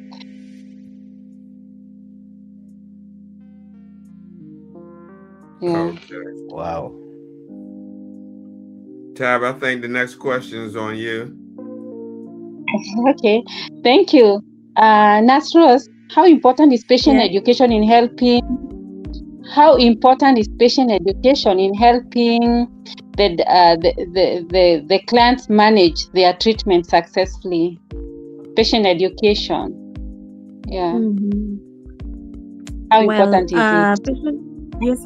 It is very, very important. And just as you had alluded earlier, that of course we are supposed to wait on when the patient is stable enough to be able to take in what you are actually teaching them. You cannot teach a patient with high blood sugar that they could just collapse the next minute. You need first to ensure that the patient is stable, is out of danger, and now you are able to give them information gradually as they can be able to handle, as you evaluate how best they are implementing it, and also as you customize and modify the same information to different patients given their age, like customized health education. You cannot give this health information to Moses, and also you give the same to an 80-year-old patient. You have to kind of tailor these health talks to what really applies to the particular patient, and that really helps them in terms of their compliance. You find that even as they do their routine kidney function test, they are improving, and you see that speaks into how they present generally If their kidney function test is good, then they are stable and they can be able to carry on with their activities of daily living. So if they are not stable, then that means they will keep getting admitted and slowing down their lives here and there. So yeah, patient education is key, and that's why we are advocating for more numbers of nephrology nurses in the unit, and also having a dedicated nurse in each dialysis unit who is actually addressing the issue of patient education and psychosocial debriefment for the patient and the families. Thank you so much, Nastros. Wow. Yeah, the way you said, it's very, very important, health education, because of even adherence, infection prevention, management of anemia, getting back to work, coping with life, and getting even back to work, managing the anger, all that. So much to patients' education. Yes, Moses, go ahead. Thank you so much, Tabitha. What challenges, Rose, this is your query. Sure. Yes. What challenges do nurses themselves face in providing quality dialysis care, and how can those challenges be addressed? Wow, amazing.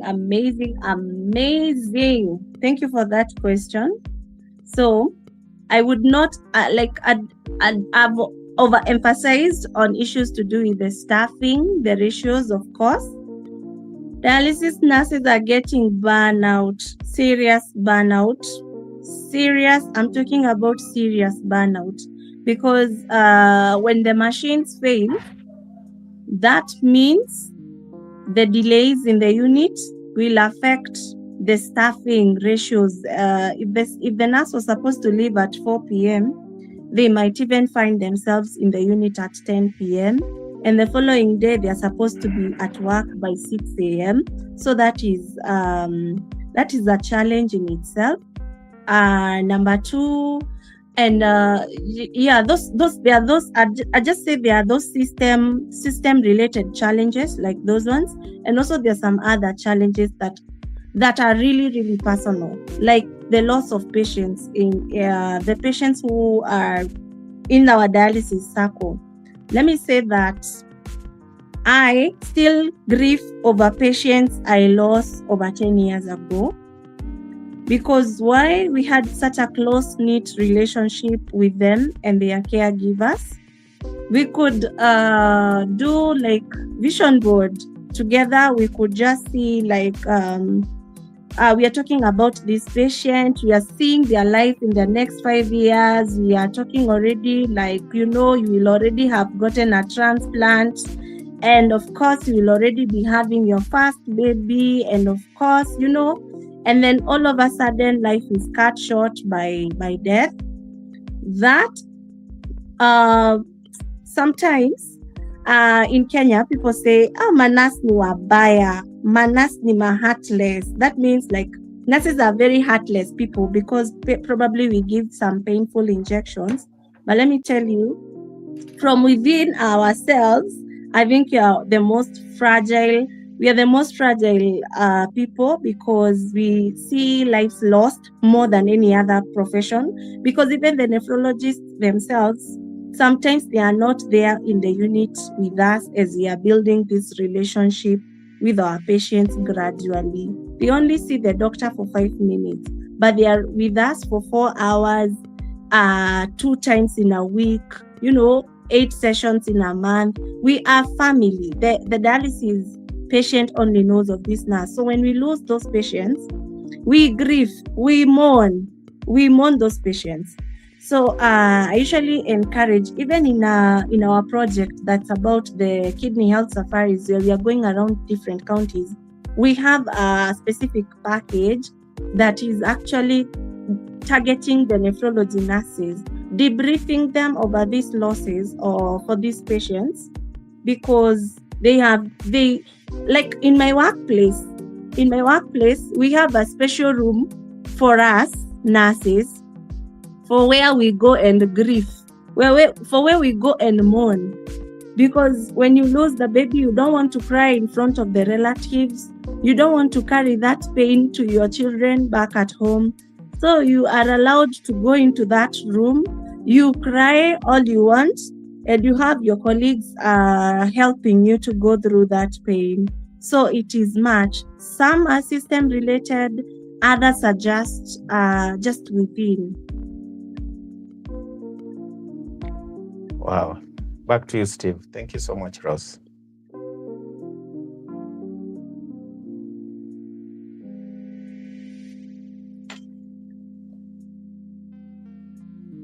Hey, Rose. So let me understand this. So now you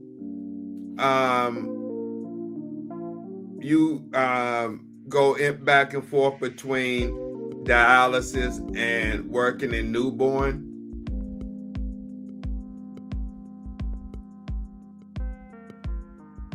Nope. You work in newborn?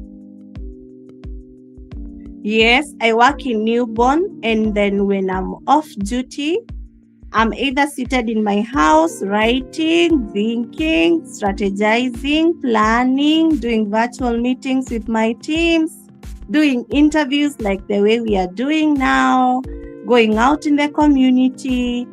Yeah, I don't work in the dialysis unit. I work in a hospital that has a dialysis unit, but I don't usually step into that unit, because I usually feel like if I was to move from the newborn unit and work full time in the dialysis unit, I will lose track. I will lose focus on.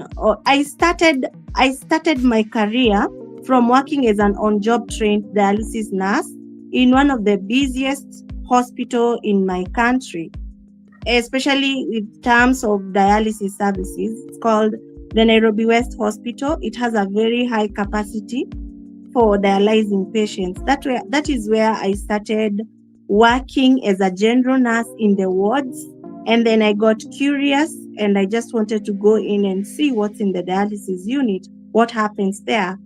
So that's how I got absorbed into that renal unit. And I really worked for 2 years, and we could do 60 sessions in 24 hours. So talking of being hands-on in terms of dialysis skill, I got hands-on. At the same time, I got now to see the stories of my patients, trying to interview almost all patients to see how did they get to that space.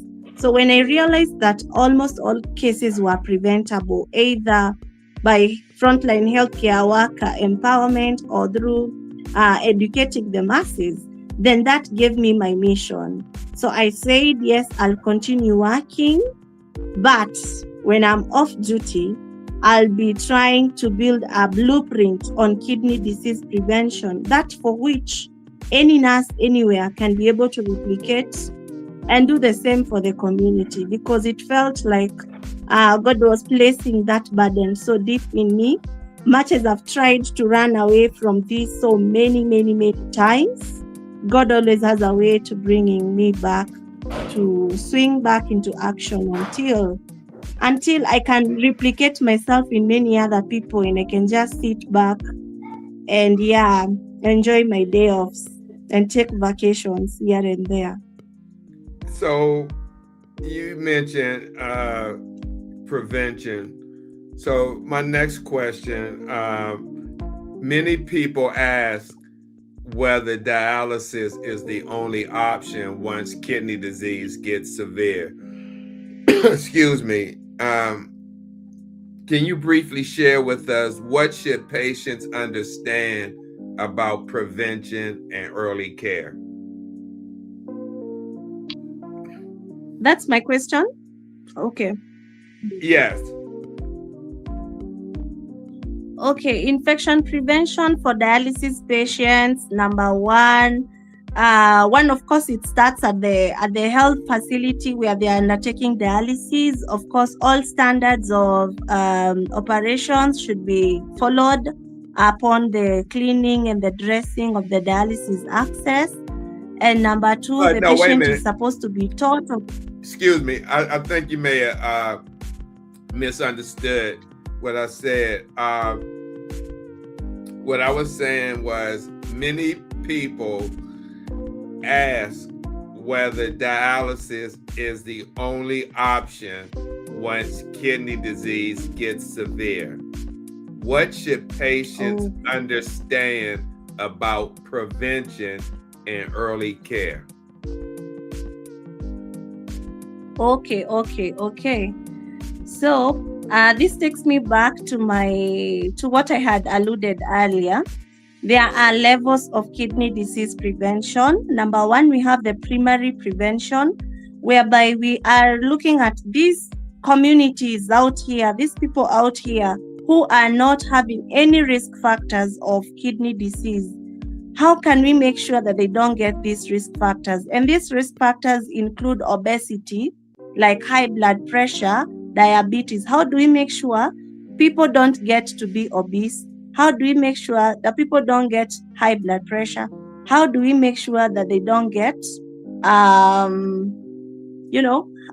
diabetes? So these are the times we talk about exercise, physical activity, the right choice of diet, checkups here and there. That is primary prevention.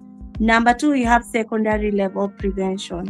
This is where we already have diabetes on board, we already have high blood pressure on board, we are already obese. So what do we do now so that now we don't move to the next, to getting to the kidney disease? So these are people we need to talk to them about the complications they are likely to get, starting with kidney disease as one of the complications, and discussing how to prevent each and every complication. If you're talking, we want to prevent stroke in a high blood pressure patient, we take them through that so that they can understand. So now the gap becomes when the frontline healthcare worker who is seeing this patient with diabetes, they don't know exactly what they're supposed to tell this patient with regards to the kidney disease complication. They know how to teach them about the eye complications. They know how to teach them about the strokes. They know how to teach them against the hypertensive crisis and the hypoglycemia and the low blood sugar, the whatever, but they don't know how to teach them specific information that is safeguarding them from the actual kidney disease complication. So they are supposed to be taught at that level of secondary prevention. Then now the tertiary prevention is what I was talking about, whereby already kidney disease is here, but what are we going to do to ensure that this kidney patient is not getting admitted every other time? They're not having the low blood levels, they're not having the bone complications, they're able to keep in school, at work, they're able to do their dialysis and balance their life. They're not having depression. So it's in different levels, and different levels come with different interventions. Okay. All right, Tabitha, it's on you. Thank you so much, Nasros, for what you are doing. I remember there's a time you were telling me about the menstrual hygiene and kidney disease, where you are teaching the young girls.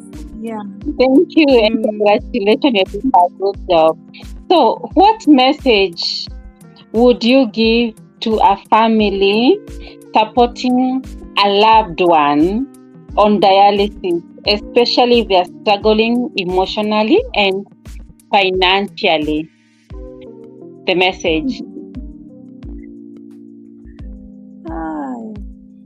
I am smiling because wow. Okay. I am smiling because we've come a long way with Tabitha. I was once that patient. I was once that caregiver who needed that advice because I had close relatives who actually, one was in dialysis and also another was almost getting to that stage. So again, maybe I just got carried away. I just got carried away by that question because it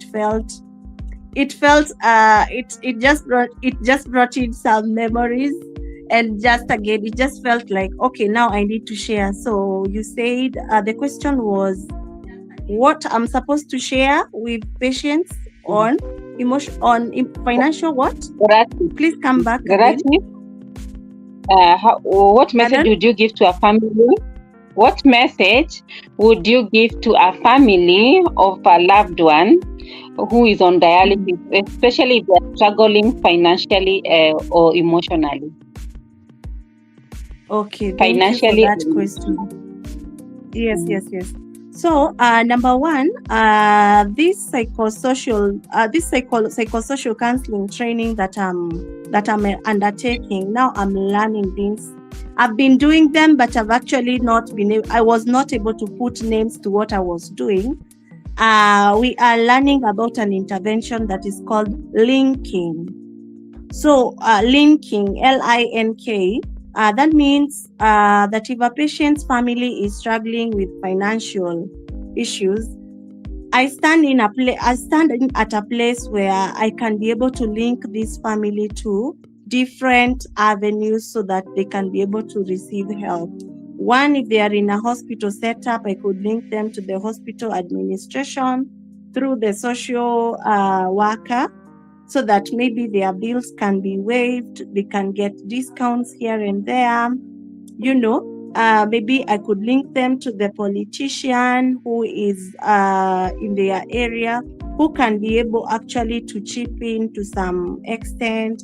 I can be able to introduce them to certain members of the society, like the clergy, who can give them platform to be in their church, maybe to share their story and get their a bit of financial support. So linkage. Also, I can even link them to the media houses through my networks there, so that they can be able to have access to share their stories and get some funds to coming in to offset. And also now the emotional, how I'm supposed to deal with the emotional aspect. So I'm learning the principles by the WHO that actually guides the counseling, like how I'm supposed to look in and see how they have been able to take in that information, because different families will handle the same situation differently. I think it would be a story for another day, but just to hint or to just give an example, coincidentally, my own mother suffered diabetes for 20 years before her demise. And also coincidentally, my father-in-law also suffered diabetes for 20 years before getting into kidney failure and finally demise. The difference between my family and my husband's family was that for my husband's dad, he had already started talking to the family at a very early age, just telling them, do you know that, yes, I'm diabetic? And one day I could just wake up and my eyes cannot be able to see because of this diabetes. Do you know that even one day I can just wake up and my kidneys are not working?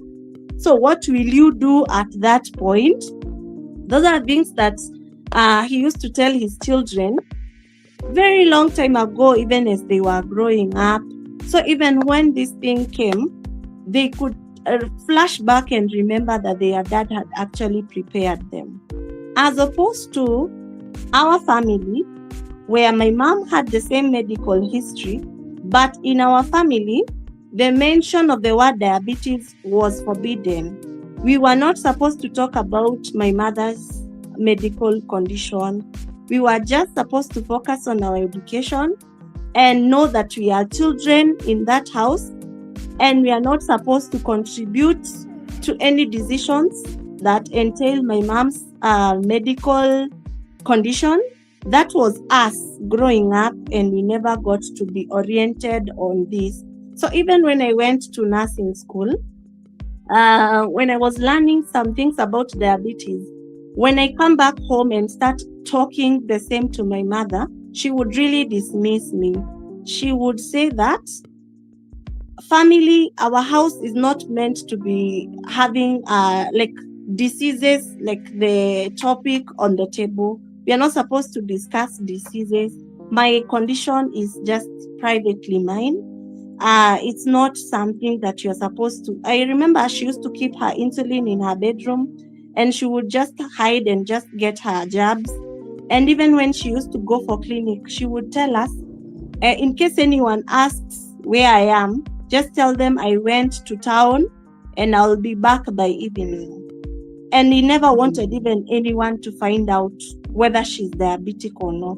So when kidney failure came knocking, and we had to get involved, it really hit us so bad, as opposed to the other family. So I'm talking about this to say that you'll start counseling from different points based on how prepared was this family, so that now you can tailor your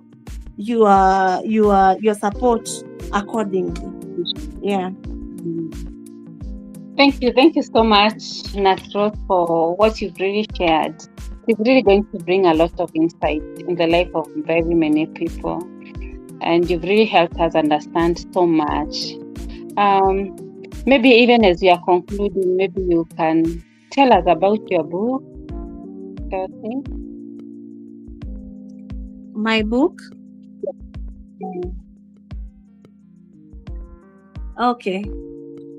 Okay, so my book is at the publisher's desk as we speak.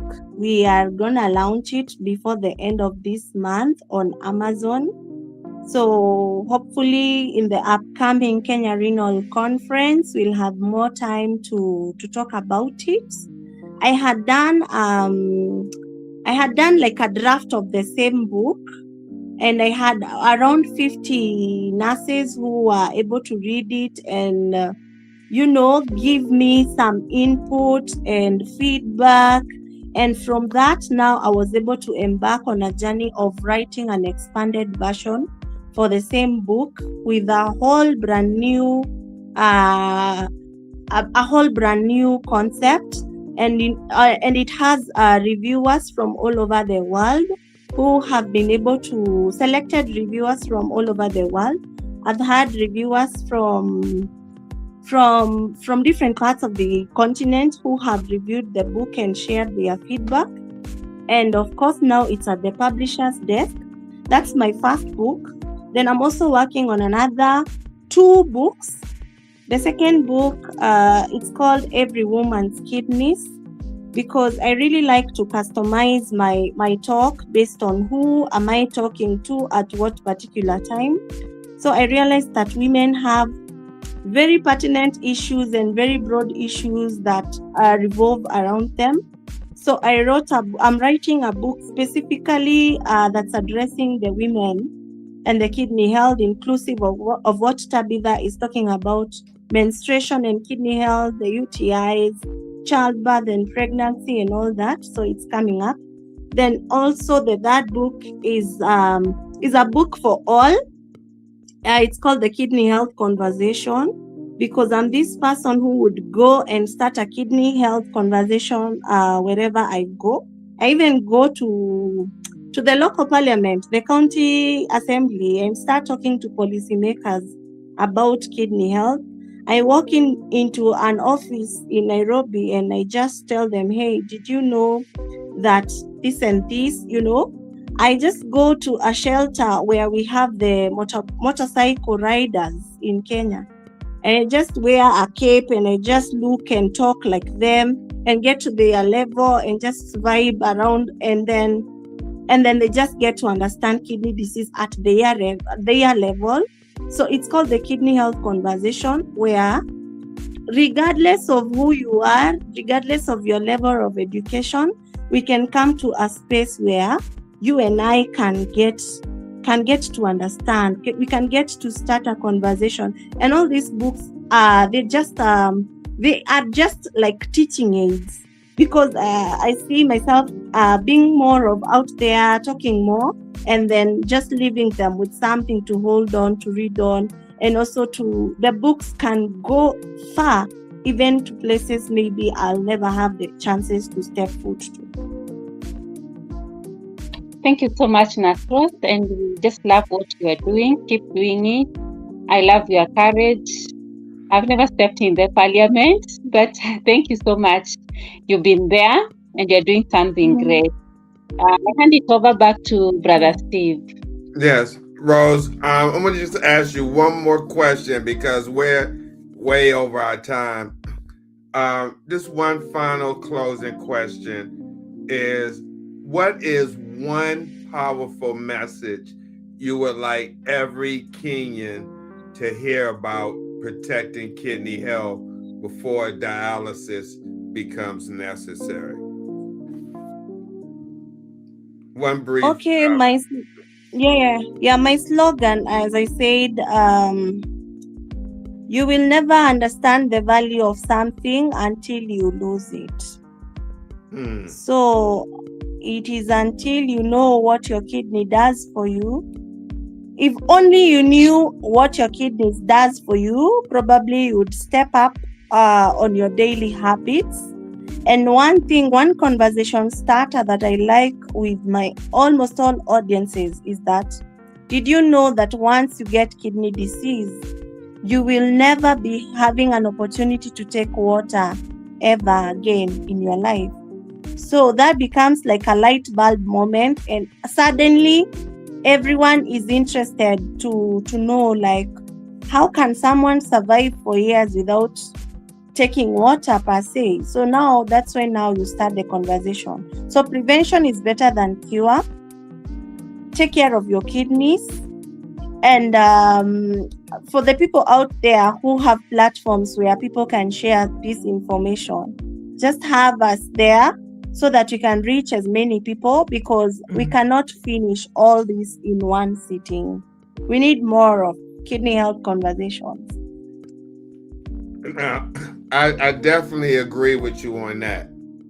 I definitely agree with you that we definitely need more kidney disease conversations, more people with this type of platform to get that information out there.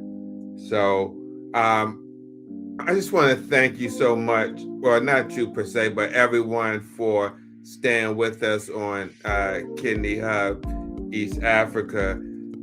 Brother Moses, do you have one last thing you want to share before we close the show? Oh, yes. I just want to thank everybody for making it up and ensuring this show becomes a success. And my special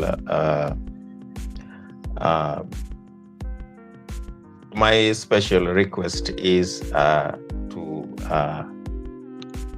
Nurse Rose that we are not going to take this for granted. We are so grateful.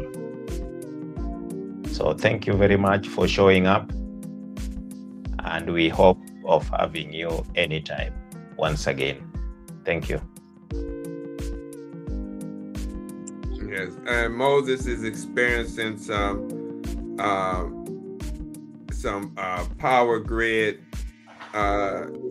experiences. That's why you see him in the dark there. Tabitha, any last parting words from you? Thank you so much, Nasros. I really appreciate what you are doing. I love the energy and even the potential that you have.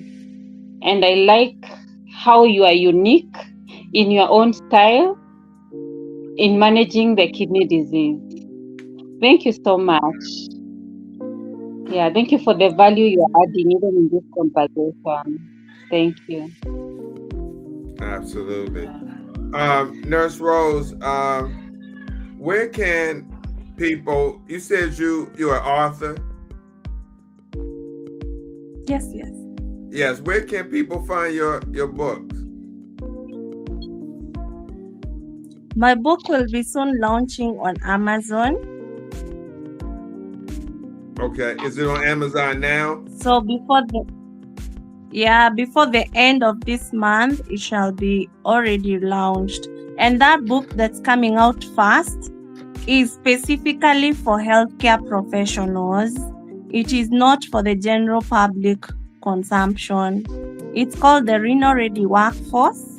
So it is specifically for the healthcare professionals. So that's why I'm looking out to do book tours, book campaign, because I'll be targeting hospitals and where healthcare professionals are found, like in universities and campus colleges. Yeah, and also for the online community, it will be clear that that book specifically is for the medics. Then we shall have the one for the general public, which is the kidney health conversation, which now will take up hands-on fully after this one is launched. So we'll have it out probably by the end of the year or early next year. Yeah, in that sequence. But right. the campaign continues, the advocacy continues, the screening continues, and the kidney health tours continue. Got you. Wow, it seems like you got a lot going on. But a special thank you to our guest, Nurse Rose, and to my co-host, Moses Kennedy, the Kennedy Ambassador, and renal nurse specialist, Tabitha Matekwa, for sharing such valuable insights on dialysis in Kenya, challenges, gaps, and solutions from a nurse's perspective. Today's discussion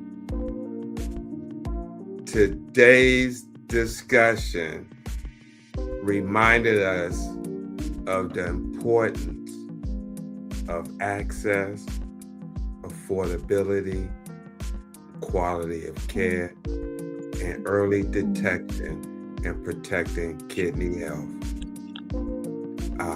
We hope this conversation has helped create more awareness and inspired action toward better kidney care for all. To our listeners, remember, prevention is powerful. Early screening saves lives, and informed communities are healthy communities. Thank you so much for staying with us on Kidney Hub East Africa. Special thank you again to our guest, Nurse Rose. Again to my co-host, Moses Kennedy, the Kidney Ambassador, renal nurse specialist, Tabitha Matekwa, for sharing this valuable information. We see y'all soon. Take care. And thank you, Nurse Rose, Brother Moses, and Tabitha, again, for this powerful conversation. And we see everyone next week, same time, same channel. So thank you, everyone. Goodbye.